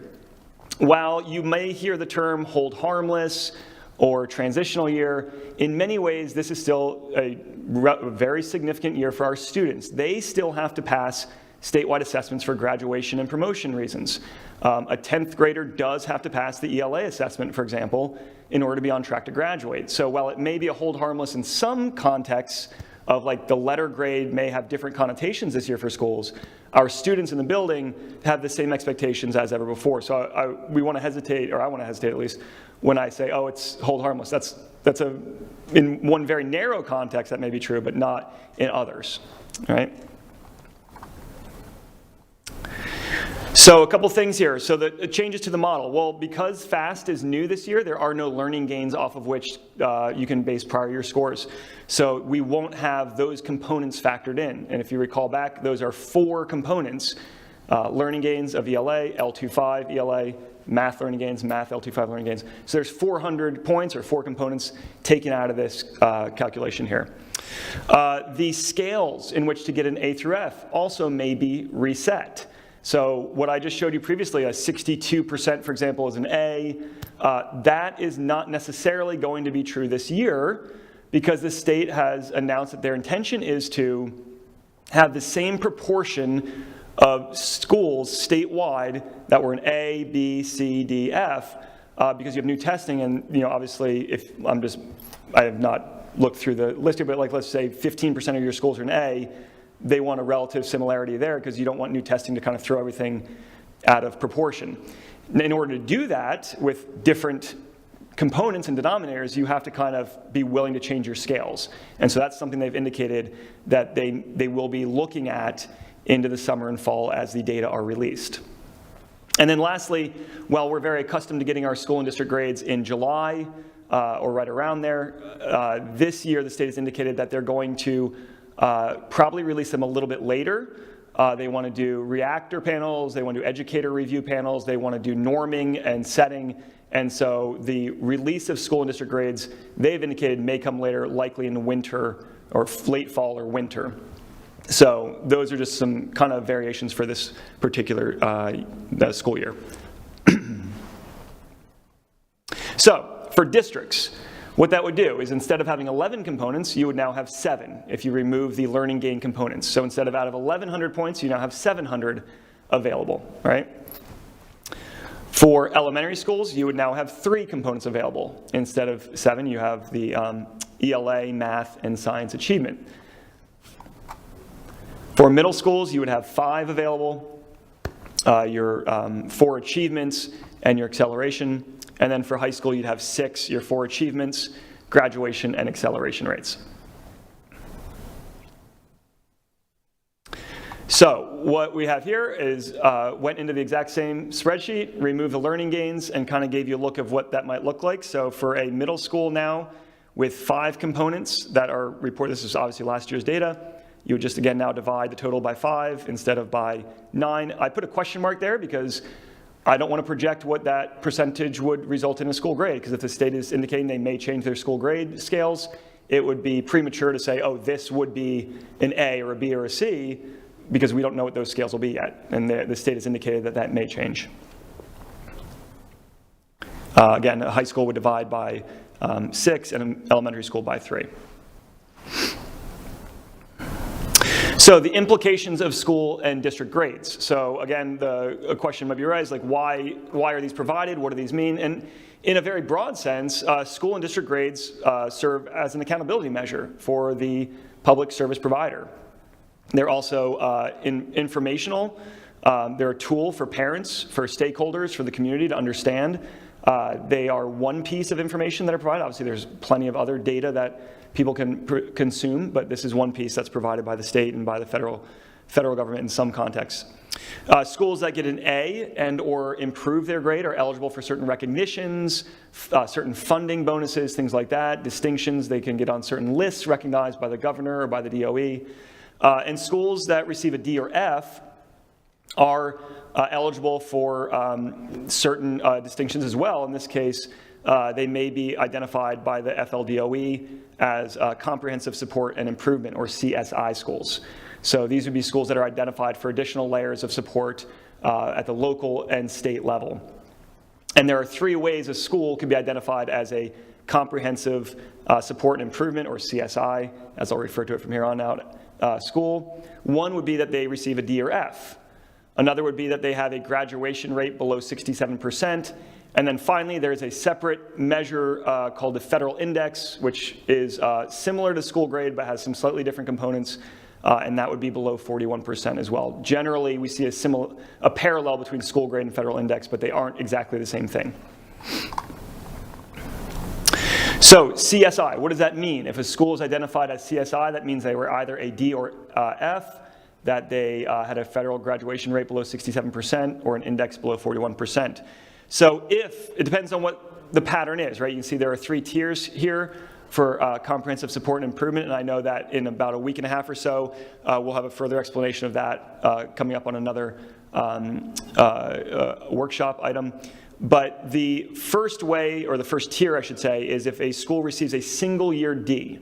So if they got a D, so prior to that they were a C or higher, fall into a D, that identifies them for CSI Tier 1.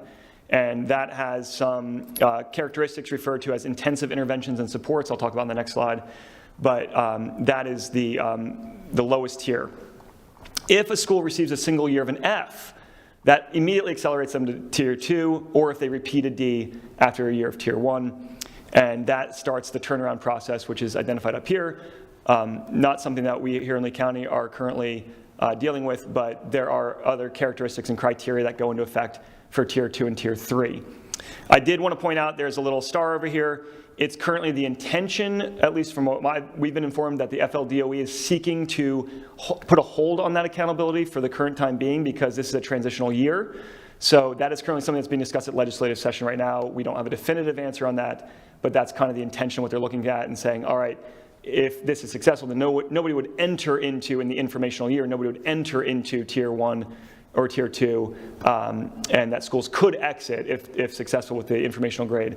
But that is something that will be fleshed out and continue to be matured in legislative session. Then we'll have an update hopefully soon on that. But Tier 1 would probably be of interest right now, because the next question would be, do we have any schools currently in CSI? And the answer is yes, we have 3 schools currently in Tier 1 of CSI, meaning they earned a single year D. In this case, that's how these 3 schools were identified in Tier 1 of CSI. So those 3 schools are identified here: G. Weaver Hips Elementary, Manatee Elementary, and Fort Myers Middle Academy. All are Tier 1. They earned a D last year at the 21-22 school grades. And the Tier 1 intensive interventions and supports are, it's kind of a menu of supports provided by the DOE, the Bureau of School Improvement, in conjunction with the local education agency, the school district. So one of those would be a requirement of a school improvement plan that is submitted by August 31st of that school year, so it's early on. It is something that has to also be approved by the state, so there's some sort of joint oversight of that, and it's continuously evolving as things go throughout the year. Instructional reviews conducted by the state and local education agency together. District and school requirements, that would be other things that, I know that's a nebulous phrase, but other things that the school and district and the state have decided this is essential for moving this school out of Tier 1 status. And then lastly, progress monitoring data reviews, which are these comprehensive submissions of data such as staffing, vacancies, student progress, academic progress, things like that. So it's kind of this cycle of ongoing review that is currently being done right now with academic services and the state, et cetera, Bureau of School Improvement. So timeline of school and district grade release. So this is our current anticipated timeline. As I mentioned before, usually we get school and district grades released in the summertime. In our Department of Accountability, that's always a very, we don't take vacation over summer. We're kind of just all hands on deck and ready to go. This year, I'll show you the timeline through. Normally, in January, we receive the official federal graduation rate, which we did last week. So that's something that initially is the first thing you find out. Shortly after that, you find out the high school acceleration rate as well. And I'll talk about why in a minute those things come out at a different timeline than everything else. But we anticipate, and we already did the graduation rate, we anticipate the college career acceleration rate soon, and that would define the first two criteria or components for high school grades and for the district grade going forward. So we'll know 200 of those points already. Then in May, we'll be doing our statewide assessments for accountability. So that's progress monitoring 3, end of course exams for like civics, biology, US history, et cetera. Grade 5 science, grade 8 science, et cetera. Grades PK through 2, you may hear like, oh, the little ones are testing. They are. That doesn't factor into accountability, but they are testing as well at that time. June through August, so we will get our assessment results. We'll kind of understand how the performances were, what were the exam results. The DOE will do their norming and scoring. They have some extra work they want to do this year to get everything in place and ensure consistency with past years. And then in winter, we will find out, at least we've been told to anticipate our informational school and district grades for the first school year. That will start going into the next year, things like now you can start learning gains because you've got prior year scores, et cetera, down the line. So that's this year's timeline. The winter, again, the winter release is not normal. Usually you get it in July. Okay. So lastly, graduation and college and career acceleration. So the reason why these are included in here is because these are significant right now in the sense that they are the first two components you find out to establish your school and district grades. And they are both what are called often, quote unquote, lag data, right? They are prior year results. And why is that? Well, graduation rate and college and career acceleration rate are both reflective of things we find out after school grades are released. So for example, graduation is really finalized at the end of the summer. Kids can do credit retrieval, they can do other things. And when school and district grades are normally released in July, and you've still got 12th graders trying to finish up, they can't factor that in. Same thing with college and career acceleration, which is composed of, among other things, AP exams, IB exams, ACE exams. All of these things are usually released in August, September, so they can't be included in that year's school and district grades. So graduation and college and career acceleration are both lag data. They'll always be reported for the prior year on this year's school and district grades for high schools and for districts. Those are the two components that make that up. So for example, you'll see right here, in January, February, we received those two things. The 21-22 graduation results were released in January 2022. So we'll get the 21-22 high school graduation will be part of the 22-23 school and district grades. So what that means is that we will be finding out, or we have already found out the graduation rate, we will be finding out the college and career acceleration rate in this month. And so 2 of those 7 for the districts will be included right there. And you'll know how 200 of those 700 available points rolled out for the district and for the high schools. Calculating the graduation rate. So in short, I know that's a lot of words up here. I was told this is a lot of content on a single slide. But in short, the graduation rate is what percentage of students graduated within 4 years. So every student in a high school is identified as the year they began 9th grade. So whether they come into us as 11th graders or they start with us as 9th graders, however it works, they have a started 9th grade or began 9th grade year tagged to them. So once they start 9th grade, they have 4 years to graduate on time. And so if you look down at the bottom here, there are basically 3 outcomes for a student 4 years after they start 9th grade. They're either a graduate, they are a non-graduate, meaning they did not satisfy the requirements within 4 years, or they somehow transferred out of our cohort. They went to a private school, they went homeschool, they went out of district, they went out of state. There's a lot of different ways they can transfer out of our cohort, but they're no longer part of our cohort. And kids can also transfer into our cohort. So if a student moves to us in 11th grade, they enter into our 4-year cohort midstream. So kids come in, kids go out, but whatever their started 9th grade year is, they're expected to graduate 4 years later, regardless of whether or not they started with us or another district. It doesn't really matter how that works. So that's the 4-year graduation rate. That was released last week. Here's the trend line up here I've demonstrated for the last 6 years. You can see, and there's been, I'm sure, further conversation about graduation specifically can be had, but this was a more broad overview of how the school and district grades are calculated. So what we have here is 82.5%. That's the district. Obviously, each high school has its own graduation rate, and that would compose one component for the 22-23 school grades and district grade. And they're all going to be rounded to the nearest whole number. Okay. Lastly, the college and career acceleration. How is that tagged? That is defined by only graduates. So instead of all 12th graders, you're now looking at just the graduates. What percentage of graduates satisfied at least one of these criteria in their 4 years? They don't have to do it every year. They don't have to do more than one. They don't have to do it everything. So you have a student that they start 9th grade. 4 years later, they graduate. They now will also earn a college and career acceleration if they do one of these things. So pass an AP exam, an IB exam, an ACE exam, earn credit in a dual enrollment course, a industry certification credit on the approved list. They earn at least 300 clock hours in our dual enrollment course program at the technical college, or they pass, sorry, I shouldn't say pass, they earn a 65 or higher on the military ASVAB assessment and have at least 2 years of JROTC in the same branch. That was a new addition for this current graduating cohort. That was the most recent add to this list. So any one of those criteria met, that is what the student has now earned a CCA or college and career acceleration credit. So if a school has 500, I'm just gonna make up a number, but 500 kids expected to graduate and 400 of them do, that's 4 out of 5 or 80%, right? That 400 now becomes your CCA group. How many of those 400 earned a college and career acceleration? It's not out of the total 12th graders, it's just out of the graduates, okay? And so here's our current CCA or college and career acceleration trend for the district.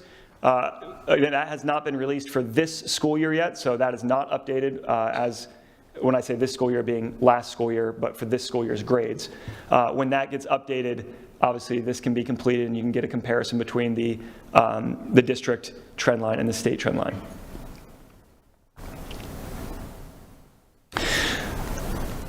So that concludes the overview of the calculation of school and district grades. I'll now defer to Dr. Bernier for comments and board discussion.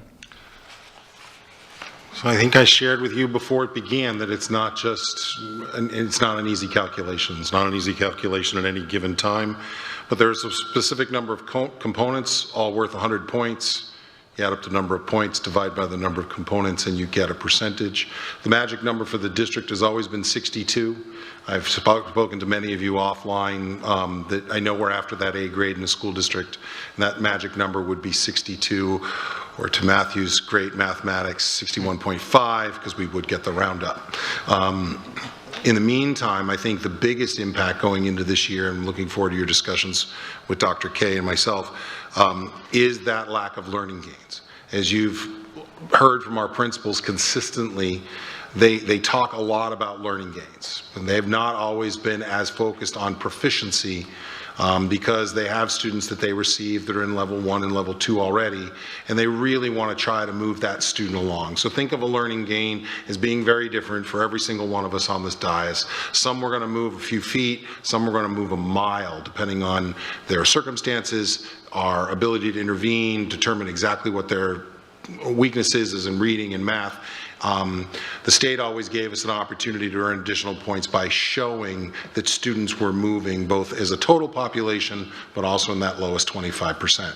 Those have gone away from the calculations. The good news is the denominator is also changing. We're no longer being divided by that number of categories, but still in the same, we think there could be some impact. I think the other big thing that I would like to explore further is that concept of proportional grading as we move forward. There were so many A schools last year, a certain percentage in the state, so many Cs. No matter what happens with our results this year, the state has indicated that we'll be placed into those proportional categories while they continue to look at the outcomes of this test and how it's impacting both schools, and more importantly, it's impacting our students and their trajectories. So the last piece, and I appreciate Dr. K going this deeply into it, those two lag pieces of data, they always get involved in this year's school grade, but they come from the previous year. That's the graduation rate, as well as the information regarding acceleration points, which should be forthcoming. So look forward to your discussion. Dr. K is an amazing resource for us. I have spoken to some of you, not all of you yet. I would like to let you know that this is the potential of our last appointment with Dr. K. Dr. K has chosen, and it's a great segue to the next presentation. Dr. K has found an opportunity for himself and his family and will be losing his services. So before we go into anything deeper, I just wanted to make sure we got that out right away. This is an amazing, and I'm going to date myself, this is an amazing young man. He does great work. His new employer will be thrilled to have him, and we are sad to see him go. Thank you. Board members, any discussion? Yes, Mr. Fisher. Thank you, Mr. Chair. Thank you, Dr. K. I really appreciate this presentation. It was very insightful to me. I'm going to kind of piggyback a little bit going further on some of Dr. Bernier's comments. Because of not having these gains in the equation, including the lowest 25%, are we expecting, we don't have the data now, but a little bit of the shakeup of some of the grades upcoming?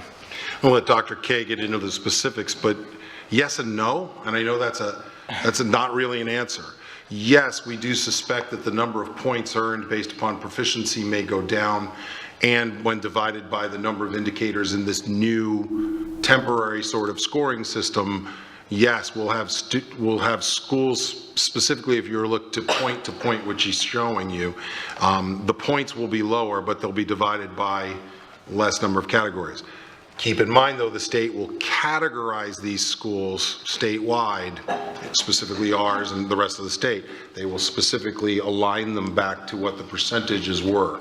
So it'll actually be probably a full another year before we'll get a full look, but I'll defer to Dr. K if he has anything to add.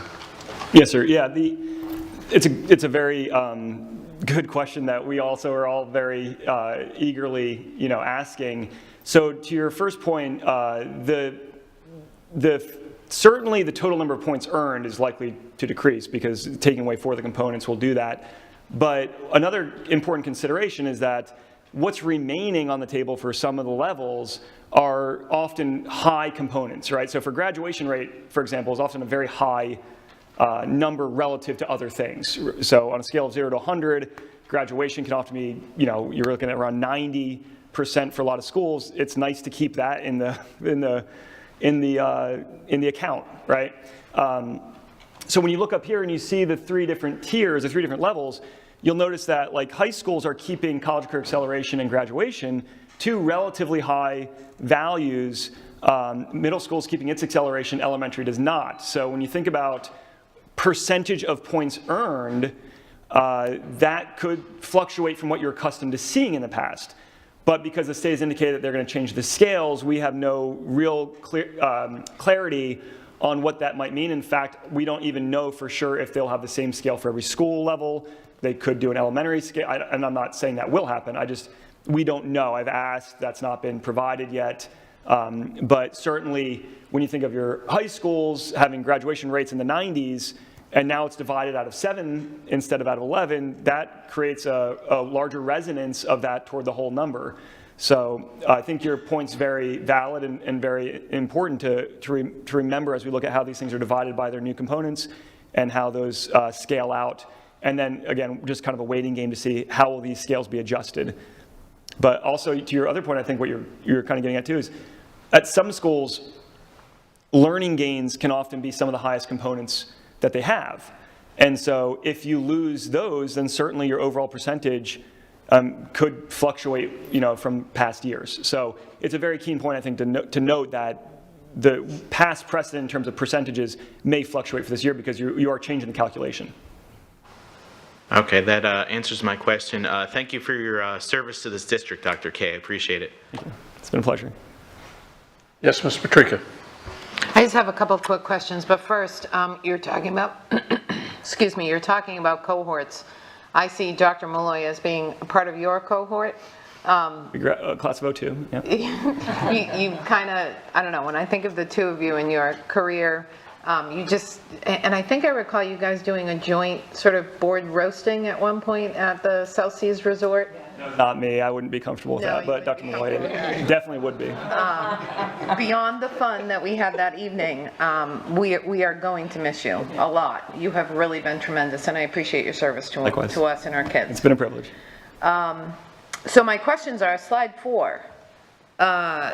These schools, these small schools that you talked about, I saw on a later slide that they do get grades. But those aren't true grades as compared to other schools because certain components of the grade are missing. Is that a fair way to look at it? No, not exactly. They would just report that many components. So for example, if an elementary school has typically 7 components available and for some reason one was excluded because they didn't have enough students in that group, they would now have 6 components available. You divide by 600 instead of 700. Okay. So you would just change the number of components. That would change your denominator, and they just recalculate it that way. Okay, and then in terms of gains, do our lowest 25%, and this might be getting into the weeds, but do our lowest 25% and then the other student gains, are those lowest 25 counted twice? Right, well, it's a separate calculation altogether, Okay. so yeah, but your instinct is yes, so you got your whole school gains and then your L25 school gains are another separate calculation. Some of those groups of kids are represented in there because they are part of that lower cohort. Okay, so they are kind of counted twice then. All right, and then finally, can charter schools become CSI schools? That is, I don't want to answer that without reading one thing over real quickly. My instinct is that they serve with a different accountability model, but I want to hesitate and I can get you an answer very concretely afterward. You can put it in the board update, please, Yeah. and thank you. Okay. Those are my questions. Thank you. Any other questions? All right, and I have none. Thank you for your presentation and great luck. Thank you. In your endeavor. Thank you, Dr. K. You're going to be missed.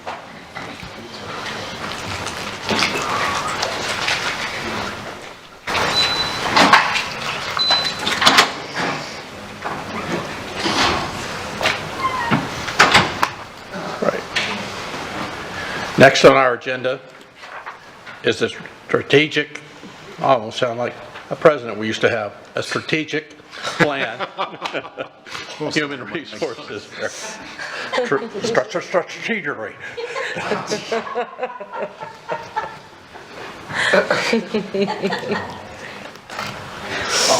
Well, Mr. Chair, while Mr. Dodig takes his seat, thank you for that opportunity to laugh. I think it's important. There's been a heavy lift today, lots of great stuff. This particular presentation, the HR Strategic Plan Update for Vision 2030, is timely only in the aspect of it's been in the hopper for quite a while. This was planned in September, and then the hurricane hit, and we just had no opportunity to bring it back. This speaks to some of our other work sessions where we've had where board members have desired a board calendar specifically related to when do we get certain information? When does HR report on where we are? Normally HR would report in the fall. And because that's when our hiring season is over, we get a period of it, we'd be able to tell you exactly where we stand. So some of this will also be lag data. I've talked to all of you individually. We are looking potentially to refresh the strategic plan. We had that conversation in the pit as we were on board, and we've had that conversation privately. So this would be an example of the type of thing we'd be discussing with Human Resources about our strategic plan, and then utilizing the aspects of whoever will be the interim Dr. K and Dr. Savage, our Chief Strategy Officer. That would be the process by which you would tell us what you'd like HR to be held accountable for, and then we would come up with metrics, bring them back to you so that you would approve them, so that we then could establish that cadence and that annual process by which you receive information as to how the district is proceeding on its strategic plan's goal, of which Human Resources, because it's what we rely on the most to change the trajectory of our students' lives, is maybe some of the most critical core that we have outside of academic services. So I will introduce to you Robert Dodig, our current Executive Director of Human Resources, and the presentation regarding a strategic plan update. So good afternoon, Dr. Bernier, Mr. Bruno, the board. Here to discuss human resources. Like Dr. Bernier said, we support, HR supports the district's vision, mission, and core values by its focus on having the right talent in the right place. Our core competencies of building relationships, management by fact, continuous improvement, and innovation, and risk minimization or mitigation give us the strategic advantage that contributes to our mission through our focus on the single district priority of student success and the success factors of family and community engagement, workforce success, and continuous improvement. Today, we're not going to overwhelm you with all of the metrics in human resources, but instead focus on some of our most impactful metrics to better understand the current state of the organization relative to both internal performance and the current labor conditions. This is not meant to be an exhaustive story, nor is it going to focus only on what is working well. Clearly, there are certain things that are not working well for us. There are some successes, but there are many opportunities for improvement, and these outcomes from our strategic plan will hopefully shed some light on that.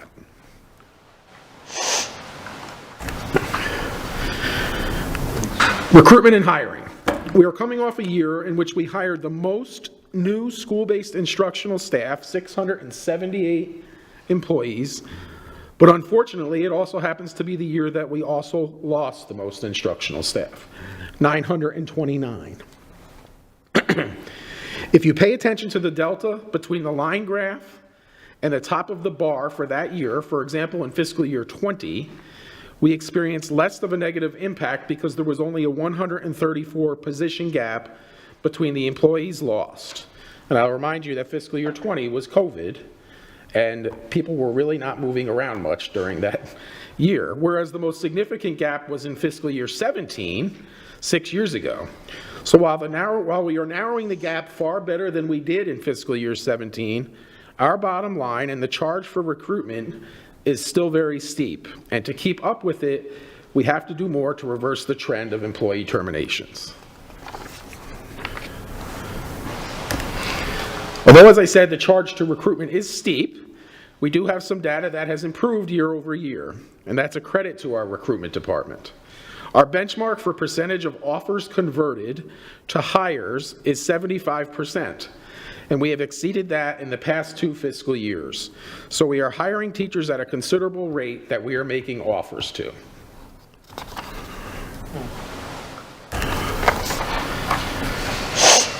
As you are aware, teacher certification is a critical issue in the state and here in our county. This board has championed a legislative priority the last several years related to certification and continues to do so. Our percentage of teachers separating for failing to comply with credential requirements and certification continues a 4-year trend of being below our benchmark of 3%.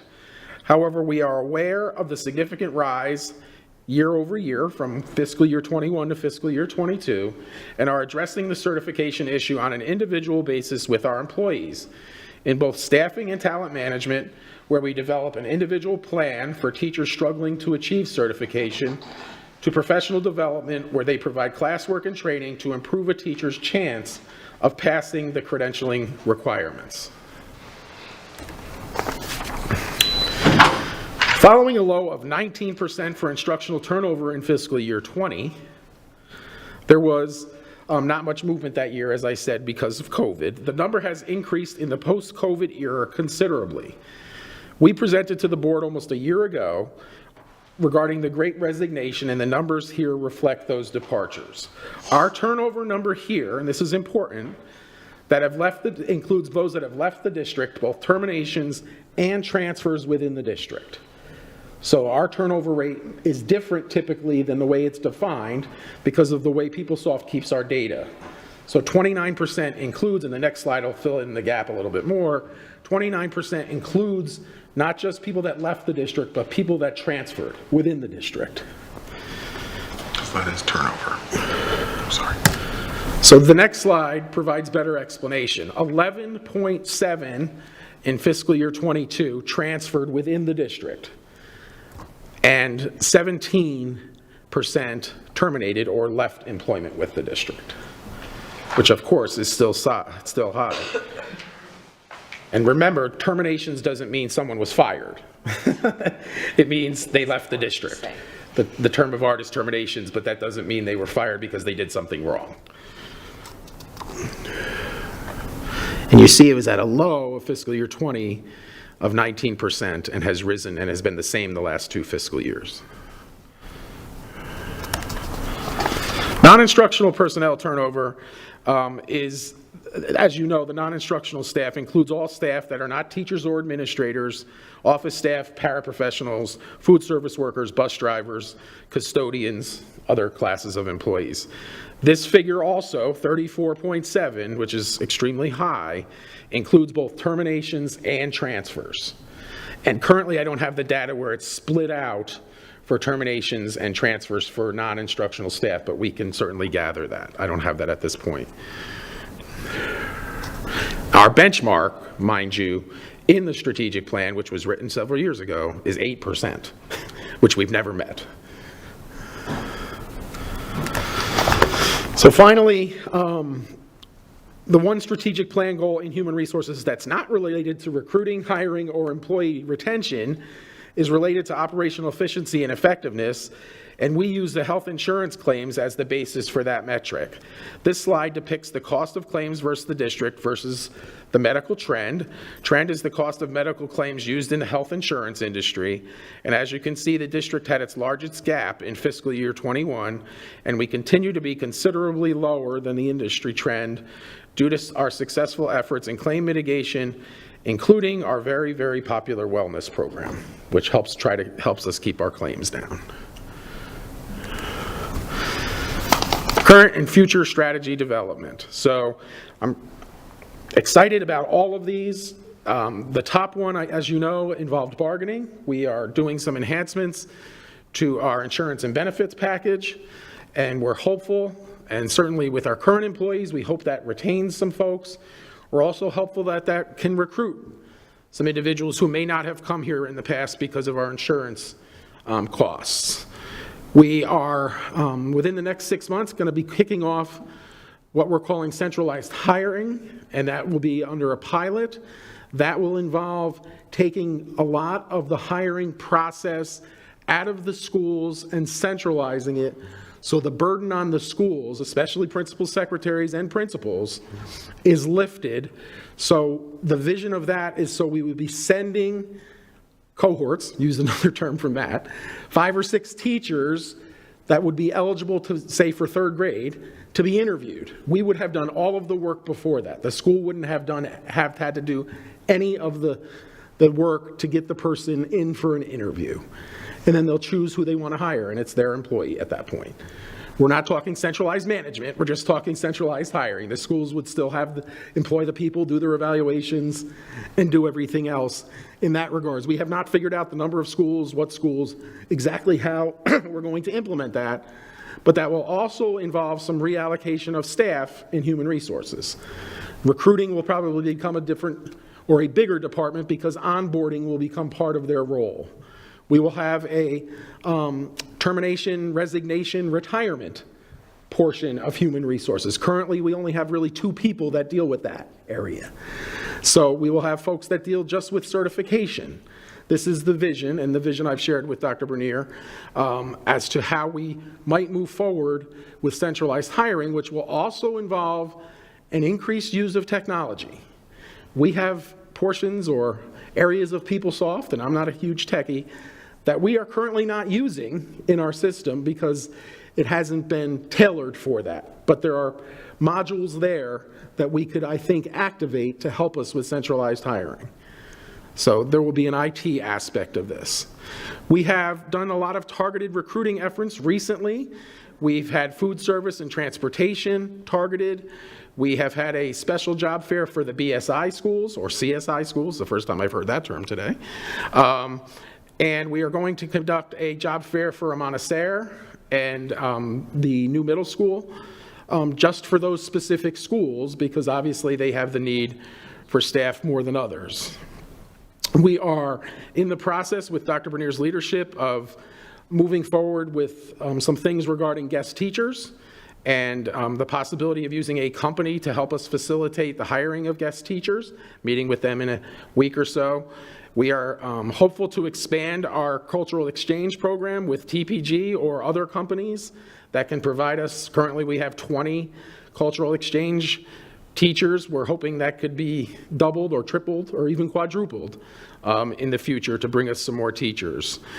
We've talked about exploring innovative practices from other industries, at least for this building. We know how folks in schools can't necessarily telecommute, but certainly work week, work day, times people want to work. What we've learned is there's intrinsic things that people want in employment currently. And we've been talking about this for at least the year that I've been here, a little over a year. And they're not all money and benefits. They're other things. Time off, time with family, daycare, those types of things that are important to keep people employed. So the last thing I would mention, and I mentioned already with centralized hiring, is the use of technology. It's not on this slide, but one thing that's been an eye-opener in my 16th months here is that when I came here in 2005 to today, we still have many forms and practices in place, including one that I'm going to undertake, I think, real soon, which is a 6-page overtime form that you have to peel off copies instead of doing electronically. So just to give you an example, that's some of what we've been doing, and we're trying to implement technology to improve those things. With that, I'll turn it over to Dr. Bernier and you all. Just a couple quick things before Mr. Chair and board members, before we get started. I think the most important thing about this is the transparency regarding our data. As you know, I've been involved with listening dialogues with teachers. I have 4 done now, still have another 8 scheduled between now and spring break. It's been interesting to talk to them and hear them talk about some specific issues about the climate of their conditions, what they're looking for. Clearly, pay, benefits are top of the issue. But there's some other things, and it's about why people join organizations and why they leave them. People join organizations about a sense of purpose and the ability to make impact. And when you talk to these small groups I've been able to do in media centers and other places without any of their administrators around from different school buildings, they've been really amazing in terms of the truth-telling.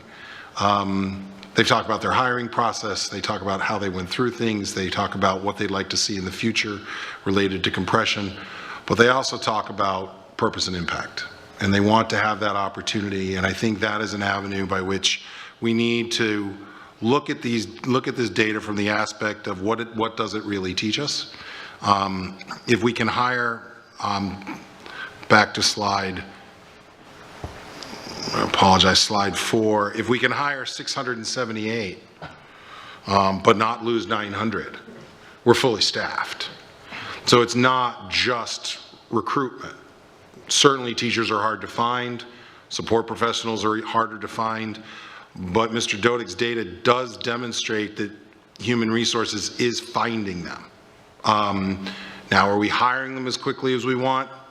We've developed a metric that we're going to continue to use, and hopefully the board will suggest that to us, that you'd like to know from the time a person is identified as hireable, not from the time they check out the application, because they may check out the application today but do nothing with it for 6 months. But when they're in the system and they're eligible to be hired, how long does it take us to pick them out and get them into a classroom or get them behind the wheel of a bus?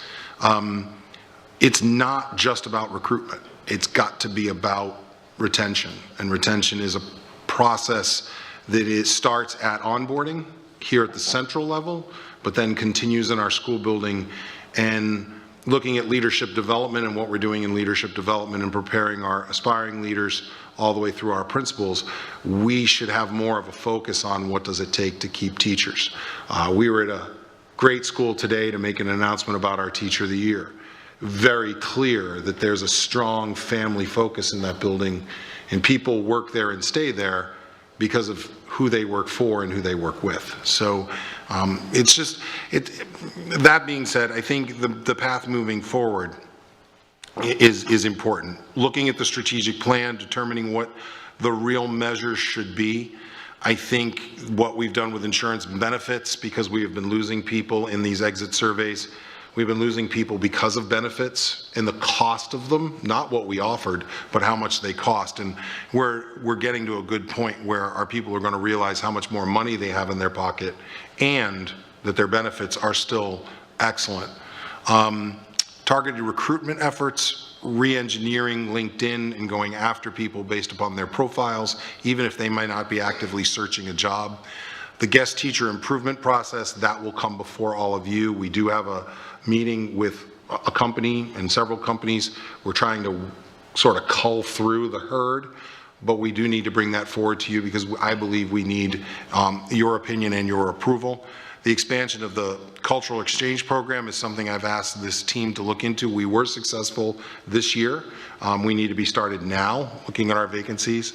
And then this aspect of exploring innovative practices may not exactly apply to the stereotypical language arts, English language arts teacher, but it does have recruitment avenues, and I'm just going to speak clearly, to keep a Matthew K., who in his new position, not to share too much, is going to be allowed to work from home. It would help us in our technology recruitment with some of our programmers. They don't need to be down the hall in the green hallway when they could be at home being just as effective and just as accountable. But we don't have a work from home policy. So I'm just saying we've got to get, I don't know, for lack of a better term, we've got to find a way to get with the hiring times. We have to drive our people to be better. The goal for human resources for me is very simple. I told you once that I had a receptionist that I renamed the chief executive officer in charge of first impressions. There was no pay raise that came with that title. Human resources will be effective when our district and our schools, our staff, and our internal and external stakeholders stop using HR as human resources and they use it as helpful and responsive.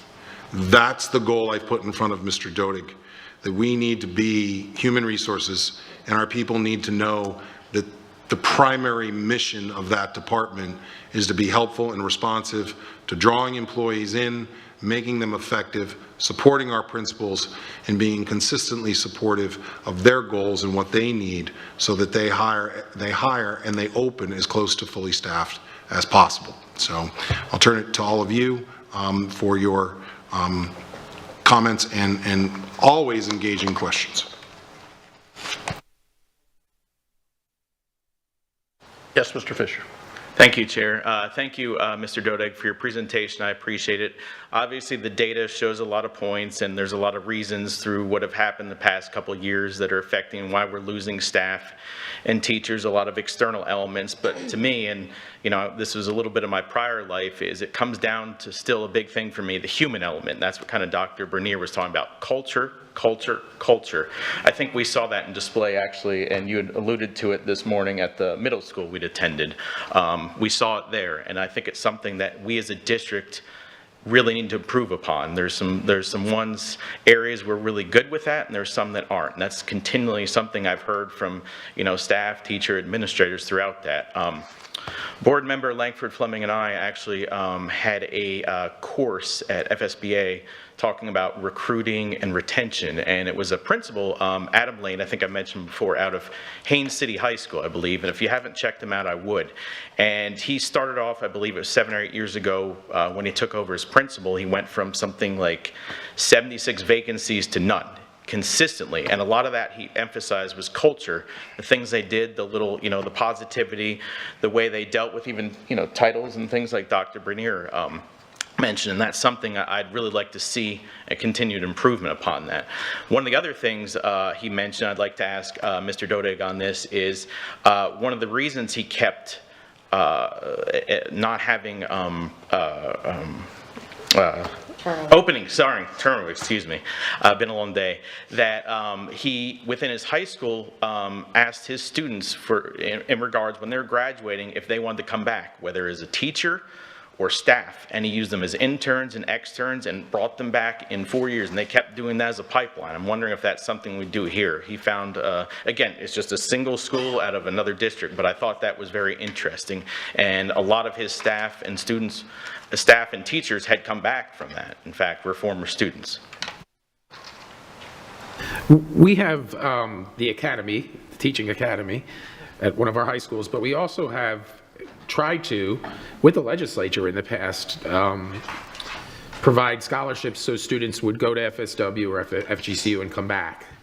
I will tell you that that has not been to a volume that we need folks.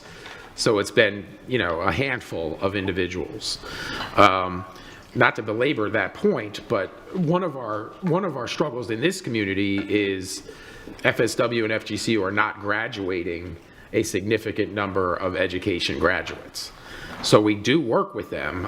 Ms. Rivera works very closely with them, Suzette, with their education program folks to try to cultivate local kids to come here. But frankly, I'll use my daughter as an example, who's at Clemson University. She has no desire to return to this community. I mean, it's kids spread their wings. We try to keep them here as much as we can, absolutely.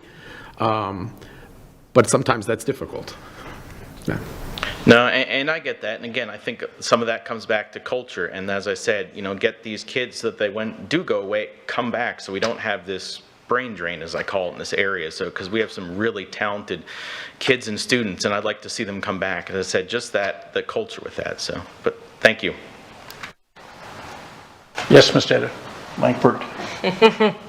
I just want to piggyback off what Board Member Fisher had said. I was also at the same meeting or pull-out program. I'm an example of what the actual principal was talking about. I think it really does start at the culture of the school that the student grew up in. I know that there were wonderful teachers that inspired me to leave once I left high school to go into education. So I think it really does start from there, right from there. And I think that's what everybody on this board is probably trying to develop here in Lee County is, whether students go into education or some other field. But just to piggyback off the principal at Haines City, that Board Member Fisher was talking about, sometimes it might not be the principal. I know we've got some principals in Lee County that are excellent principals, but maybe they're not the rah-rah type. I've worked for a couple, but there's somebody on staff that would be willing to step into that role, I'm sure, whether it be the posted in the mailbox on a Thursday afternoon, just you're doing a great job, or going through the hallways and high-fiving and fist-bumping teachers. I think it's important that our students see a great relationship between administrators and teachers. So that's just something I wanted to throw out there.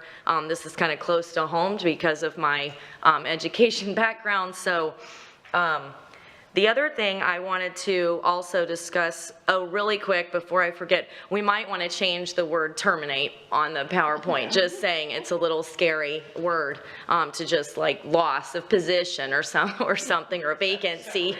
Yeah.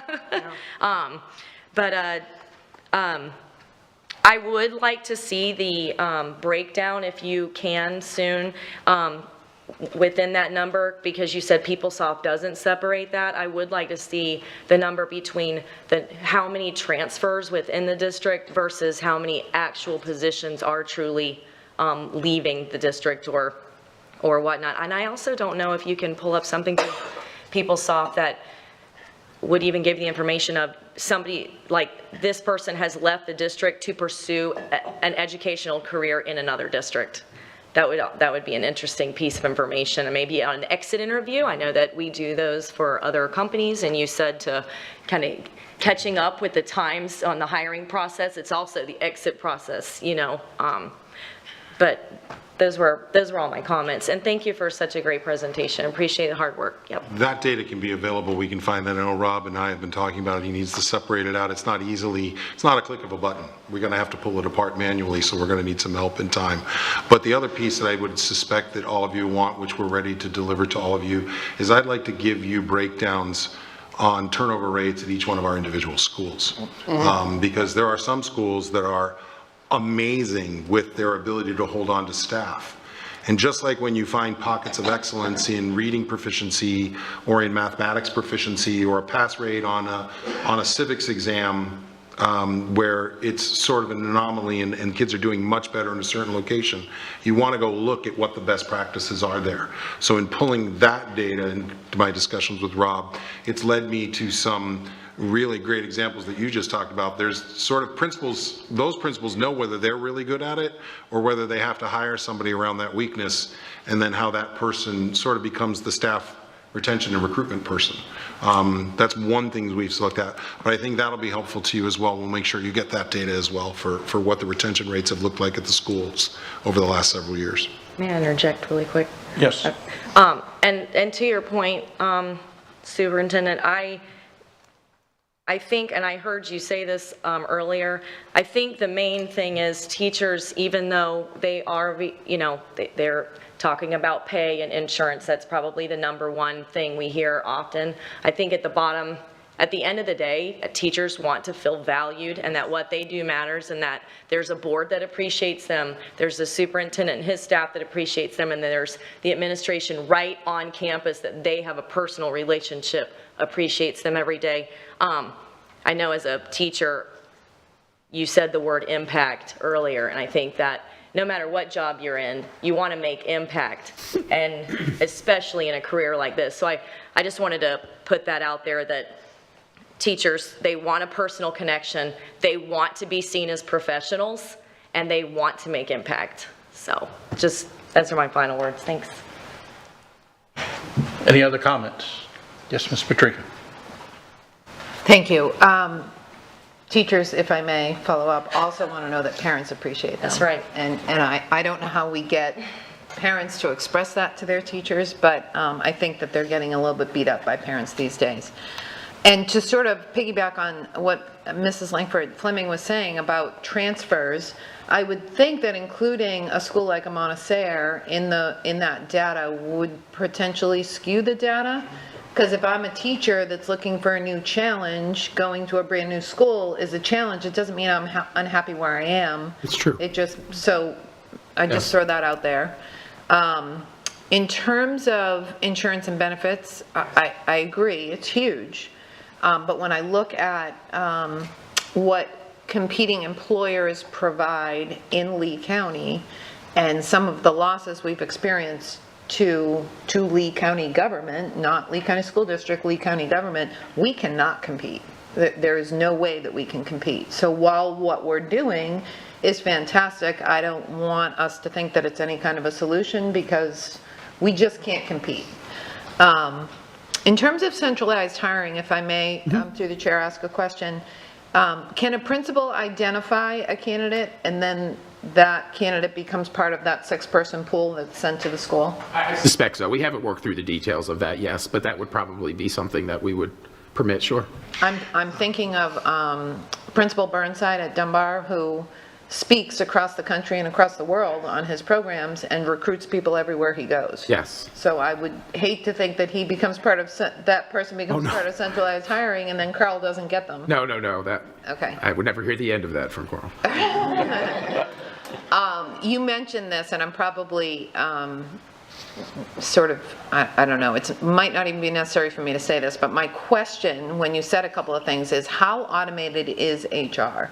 You talked about a 6-page form. Yes. A few things anger me more than paper. Yeah. And the inefficiencies associated therewith. And I wonder if we can get a sense, just an overall sense from the superintendent in a board update in the next month, how automated is HR as compared to other departments in the district? And how can we improve that, not just in HR, but in other parts of the district as well? Because, you know, budget, there's a lot of money to be saved there, not just in terms of the use of paper, but in terms of human resource hours. Yes. So that would be a question.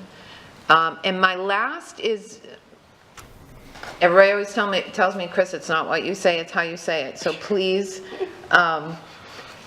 please don't take this the wrong way, but when I look at slide 11, that last bullet, telecommuting was first invented in 1972 by NASA. It became widely popular in 2000 to 2010. That is not innovative. You know, providing... That's a good point. That's a good point. Yeah, providing childcare is at least a decades-old notion in human resources. That is not innovative. And so this is the part that might sound mean, but I didn't see innovation in this presentation. Yeah. And I'm wondering, where is the innovation? If we're really going to turn this around, what are the innovative solutions that are not decades old? So I'm sorry if that came across as mean, but that's what I'm left with as I walk away from this presentation. Those are my comments. Thank you. Mrs. Morgan? Yeah. Yeah, actually, I had the same comment as Ms. Patrica about slide 11. Clearly, we're doing a good job hiring. We're doing a better job hiring, although we have no basis of comparison, so we don't know whether what we're doing is consistent with what's happening in other within the industry. So I would say it is, certainly as a starting point, we ought to be comparing ourselves within the industry, and then that relates to also internal comparisons, as Dr. Bernier was talking about. The focus really needs to be on retention. We know that people were concerned about benefits. We've addressed that. What else do we know about turnover? How have we broken it down? Do we do a good job on exit interviews? Are we asking people, are you leaving because of the principal? Are you leaving because of your colleagues? Are you leaving because of the parents? You know, because we're not going to be able to tackle this problem of turnover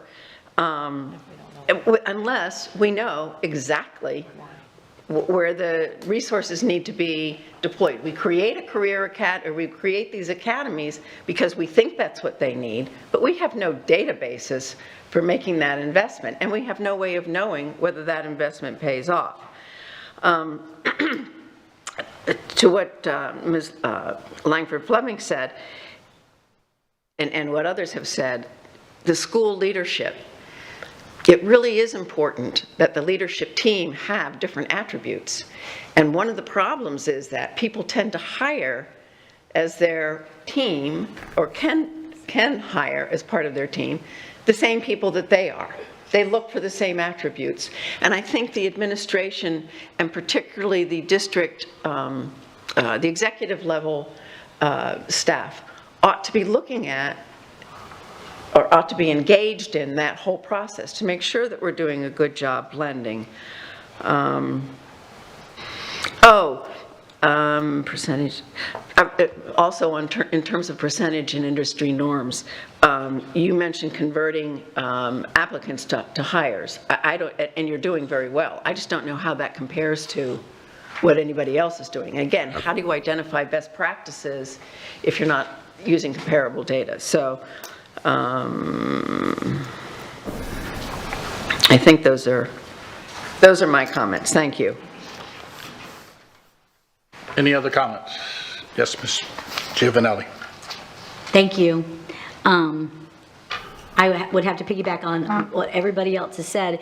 I think we need to think out of the box a little bit more in recruiting. I think we need to I know we hear the negative side of education and what teachers go through, but there's so many positives that we don't talk about, and we need to focus on. How long, it's not a 12-month job technically, for some teachers. And so unless they choose to go during the summer. And I think if we highlight some of the things why many teachers, everybody thinks that teachers are women because they wanted to be home with their children during the summer, and a lot of is that, but we really need a lot of male figures these days, and we really need to make sure that we hire men, because we know that the father figure is important in our society, and a lot of it's missing that male guidance. So I just think there's so many opportunities to really, when we're hiring, to really focus on some things, our needs as well. But the data is so important, like Ms. Morgan said. I mean, that's exactly what I was thinking, just the data of what schools, there's some schools that are just phenomenal and some are just okay. And it's all about the culture, as Mr. Fisher said. The culture is huge. I don't know if anyone's ever been to South Fort Myers graduation. I mean, that culture, that graduation ceremony is none like any other that I attend. And I will give up my spot again. I love that. I love going to the graduate. It's like going to almost like a football game. It's an event. It's one you don't want to miss. Trust me. And it's the culture. It's the leadership. It's the environment. And these kids all know it. They know when they're loved and they know when they're not loved. And so I think it's important that we try to focus on there's so much for us to focus on, but I think the culture is a big deal. But I just wanted to bring that up, and we can highlight the job and do it through leadership and by example in our schools, where kids will want to be an educator, to do the same thing and to have the same graduation environment for the next generation and their own children. So I think there's a lot we can do, and as educators, that's what we do, is educate ourselves to educate others, right? That's what we should be doing, and what other districts are doing well, let's steal it. So thank you. Yes, Ms. Jordan. I know everybody's speaking on education, teachers, and more teachers. But we also have to think about the other people who are in our districts, who are working, our bus drivers and all of that, and what, they go through. And I think it does, it's the same. It's the respect that they are given, and especially when the kids are on the bus, the respect that the kids are given these bus drivers, because you hear horror stories for some of them, which I've told them I'll be more than happy to ride a bus with them to assist or do whatever, but it is, I think it does begin at the top, which I thank you, Dr. Bernier, because I think you set a great example, and you bring it all the way down. So I really appreciate that. But I just want to make sure that we're not omitting and the data would also be the same of why they are leaving. Is it because of what? Because they can go down the street and make another dollar? I mean, what is that? So I think when we're looking at all the data for all of the exit interviews, what does that look like for everyone, even our paras and everyone else, the people who work in the kitchen, all of us? Okay, thank you. Mr. Chair, if I may, there's two aspects to exit interviews too that I just want to make sure that we get out to the public too. One is the immediate one, right? That happens immediately. So Dr. K and I have been through a conversation. The critical component is getting back in touch with an employee about 6 months post-separation. Because a lot of times at that very moment, they either don't want to talk to you, or a very specific event has occurred for why they're leaving. It could be a husband transferring, could be a particular student event on a bus or in a classroom. But 6 months begins to give them some additional perspective. Again, not innovative, but a best practice of what good human resource divisions do to help figure out what causes immediate separation, what causes further separation. Well, everything said today has been very good points. One has been a little bit, I think, overlooked, not only with teachers and all the other support staff, but it's a listen up culture. You know, they want to be heard. Superintendent, I really applaud you going and talking to the teachers in a group without the administrators and being able to really hear what they're saying. But we need this district-wide, from bus drivers all the way up to even in the administration itself. So not only do we have to listen up, they have to speak up. And that's the key. And I think that would solve a lot of problems before they're, quote, terminated, decide to leave or whatever, because it's almost too late there. We're sort of being reactionary. So we need to be proactive, and that's sort of my take on everything. So if we can be a little more proactive, I think that would be excellent. Maybe get some groups together on a regular basis to talk. And I think that would be a great idea. I want to thank you for your presentation. It was excellent. Thank you. I learned a lot. Thank you. Thank you, Board.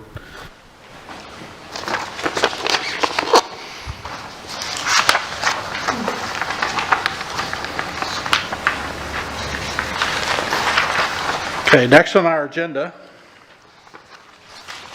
is the review of the January 24th regular agenda.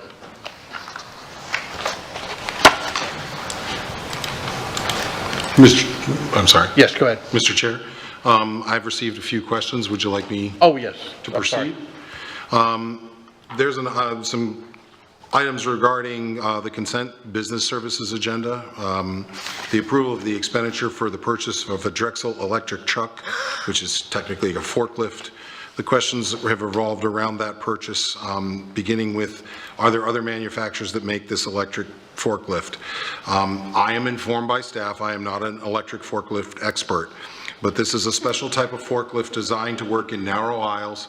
If you've been to our warehouse is smaller than most districts of our size, and the staff's research indicated only locating one manufacturer who has the product and has it available for purchase locally. Their rationale for not going out to bid, which I asked, was they did not locate more than one narrow aisle forklift for purchase, so they were purchasing from the single source that offers the product in order to get it to the warehouse because we are in need. Why wasn't it done as a single source? Why was it advertised? We're certainly allowed under statute, and I don't believe that to be an appropriate answer. I need a better answer as to why we chose single source. I know it's allowed, but we need to know why. In terms of where the forklift is coming from, it will be a local. The Briggs equipment is located in Lee County, out in Lehigh Acres. They are the local authorized single source vendor for the Landau dealer. The Landau is the manufacturer of the Drexel equipment. So I would ask, and I will work with staff, we're going to pull this item until I can get a better understanding of the single source. I appreciate statute being the reason why we can do it, but I think there's more to the why and the reasons behind that the board deserves in terms of an explanation. The next item is consent agenda for human resources. This is the approval of a personnel recommendation, specifically the professional standards coordinator from professional standards to director. We've got a number of questions. I have been provided the information regarding when the dates and when the position was advertised. I have the information regarding the salary. I have the job description and resume of the individual that is being considered for this promotion and the length of time that this person has been working in professional standards. I think it's appropriate, rather than discussing a person's resume and qualifications publicly, I will submit all this information directly to the board, not through the board update, but directly to the board through an email from my staff or from myself. The approval to amend the contract for our temporary chief operations officer. The question is whether this was a 6-month renewal, which will end in June. What's the plan after June? The plan after June is to have someone in that position. The position is still currently being advertised. We are still using LinkedIn. I do spend some of my weekends finding out people who work in operations, sending them unsolicited emails asking whether they've ever considered living in Southwest Florida. As I shared with you, I knew we had Jeff on a temporary basis. We'll be able to keep him through June 30th, but I know that is a hard deadline for him to return back to his community and to his family. But I think right now, we will continue to look and support. Jeff's contract does leave it open for both myself and for him within a 14-day period to make a transition. If we were to find someone, I would certainly want to bring that person on payroll, but I'd like to have a transition period of time as well. Lastly, an amazing question came up concerning consent operations, because I did not even have the first understanding. This came from approval to renew an ITN we already have for elevator equipment, maintenance, and repair. And we actually did have this conversation in an elevator. We were amazed by the elevators in Tallahassee. It sounds a little like we came out of the swamps and into the real big city, but it's a very interesting approach for how Tallahassee handles their elevators and getting you to the right floor to the right people. There are no buttons on the inside, for instance. I think it would be consistent with the word innovative. Currently, we do not have the question was about, do we have a way for our kids to be trained and certified in this certification program from one of our technical colleges or even a high school? From Career and Adult Ed, we've received the information that there's currently not a curriculum framework from the Florida Department of Education specifically covering elevator repair for high school students. However, we do offer programs in engineering and electronics that may help them choose that career path. Additionally, from the Senior Director of Technical College, sort of the same information. In electronic technology, students learn various skills. It would make sense for us to continue to explore this and maybe begin a dialogue in our community with other people who do this work. It is a really neat opportunity to have gainful employment, and we will dig deeper into that and try to find out more about what we can do to exercise some influence at the state level to have a process. And I know my directors of technical colleges and CTE, they will take this like a dog with a bone, and they will try to find out a way or manner and means, either through our career and technical ed, our technical colleges, or through one of our high schools. Yes, Mr. Giovanelli. So that was my question, and only because when we were lobbying in Tallahassee, I think it was a staff person said, what about elevator technicians or certification in elevator? And then it went in my head, because I've been on several condo association boards, and the expense for elevators and the contracts for elevators is astronomical, which would drive up the condo dues and fees and so forth.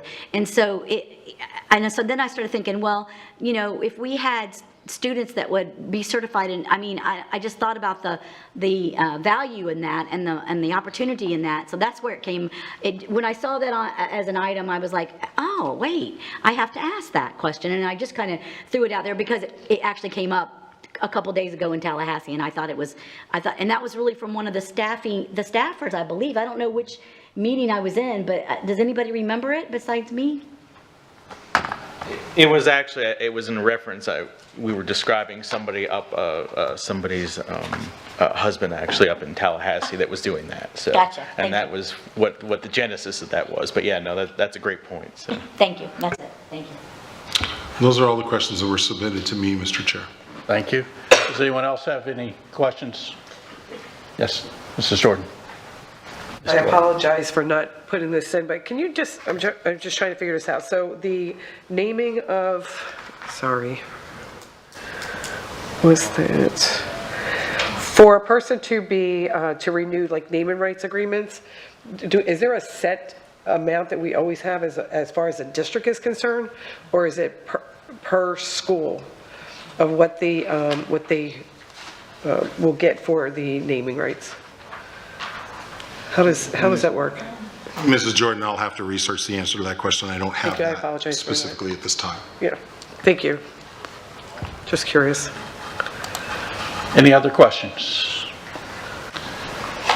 Seeing none, we'll move on to the good of the order. Mr. Fisher? Going to reserve comment until next week. Okay. Thank you. Mrs. Giovanelli? I just have one, and we all are kind of getting some emails, and I had received a few phone calls a couple days ago. It's regarding the lighting. One is specific, is Estero. However, when I read the one email recently, I was thinking, well, if we are having lighting issues, you know, at one school, it could be at others, because, I don't know, the wind blew really hard here in September, so that could affect some lighting. So could we get just a little update on that, please? Thank you.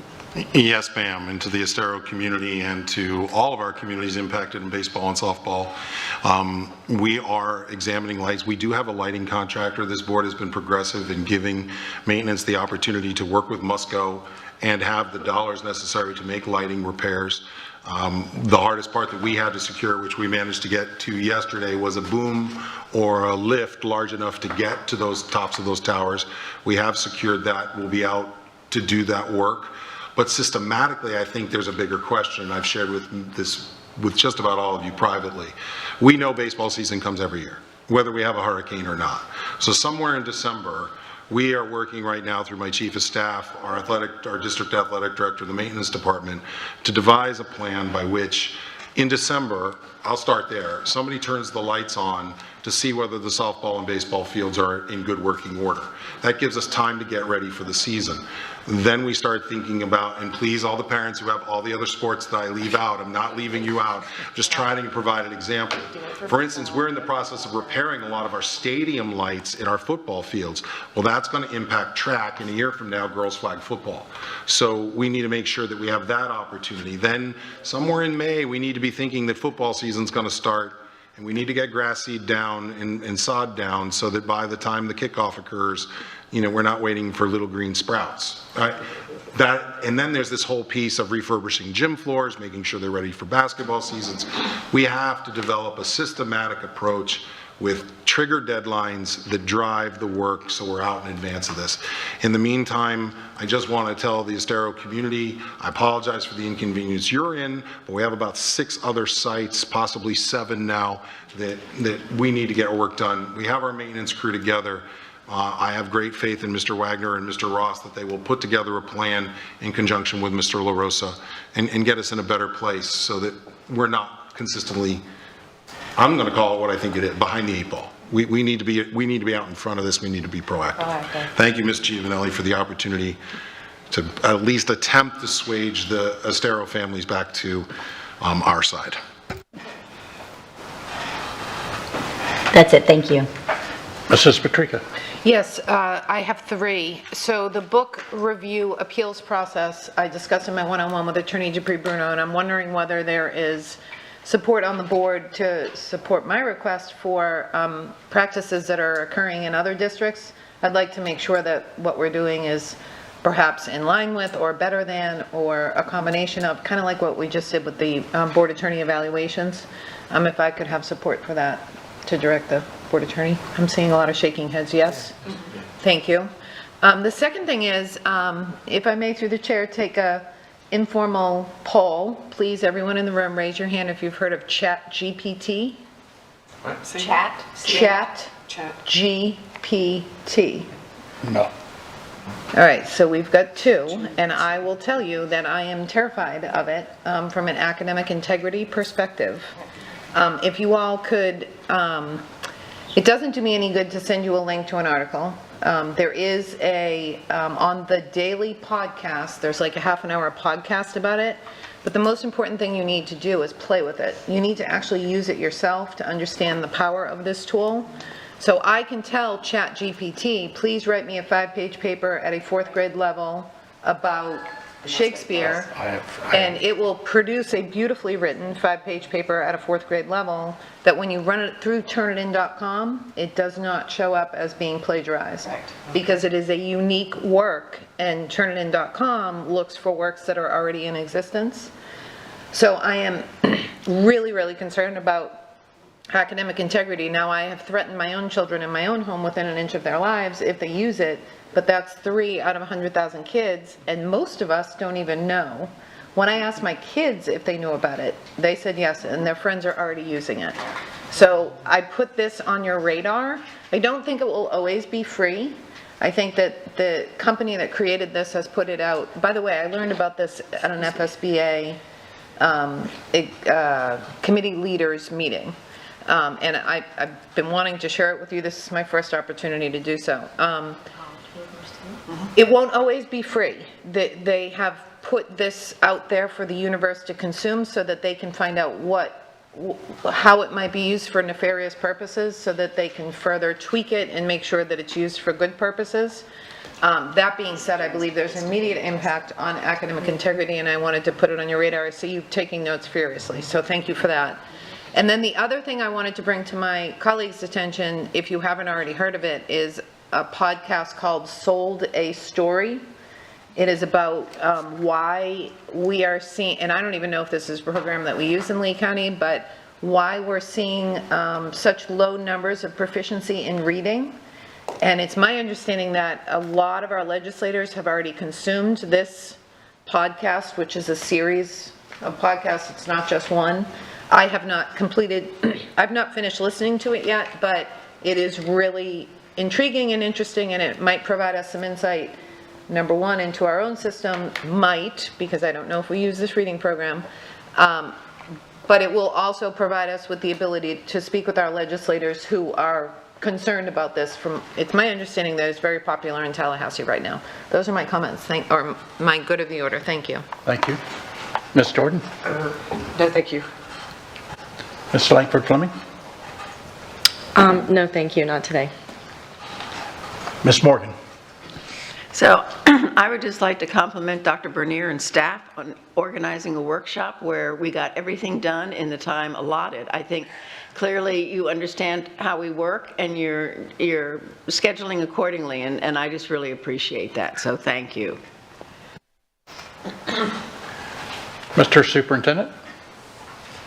I know this may not be a good of the order, but I may not get another chance except to say, because it's Friday and the event is tomorrow, just a reminder to our community and to all of you, our high school showcase is tomorrow. It's our first annual event, sponsored by the high school offices and the high school principals. They are here in this building to promote and to provide our community with a resource to make some informed choice before attending all of the high school open houses. So to any parents or anybody considering their choices upcoming, which are not impacted by the proximity plan, please come out tomorrow at 9 o'clock in the morning. Avail yourself of the opportunity, see what our high schools have to offer, and start that process to making an informed choice. Thank you, Mr. Chair. Attorney Bruno, do you have? I do not, thank you. Okay. Well, seeing that, I'm holding mine until Tuesday. So we are going to adjourn, and the time is 2:50. Thank you.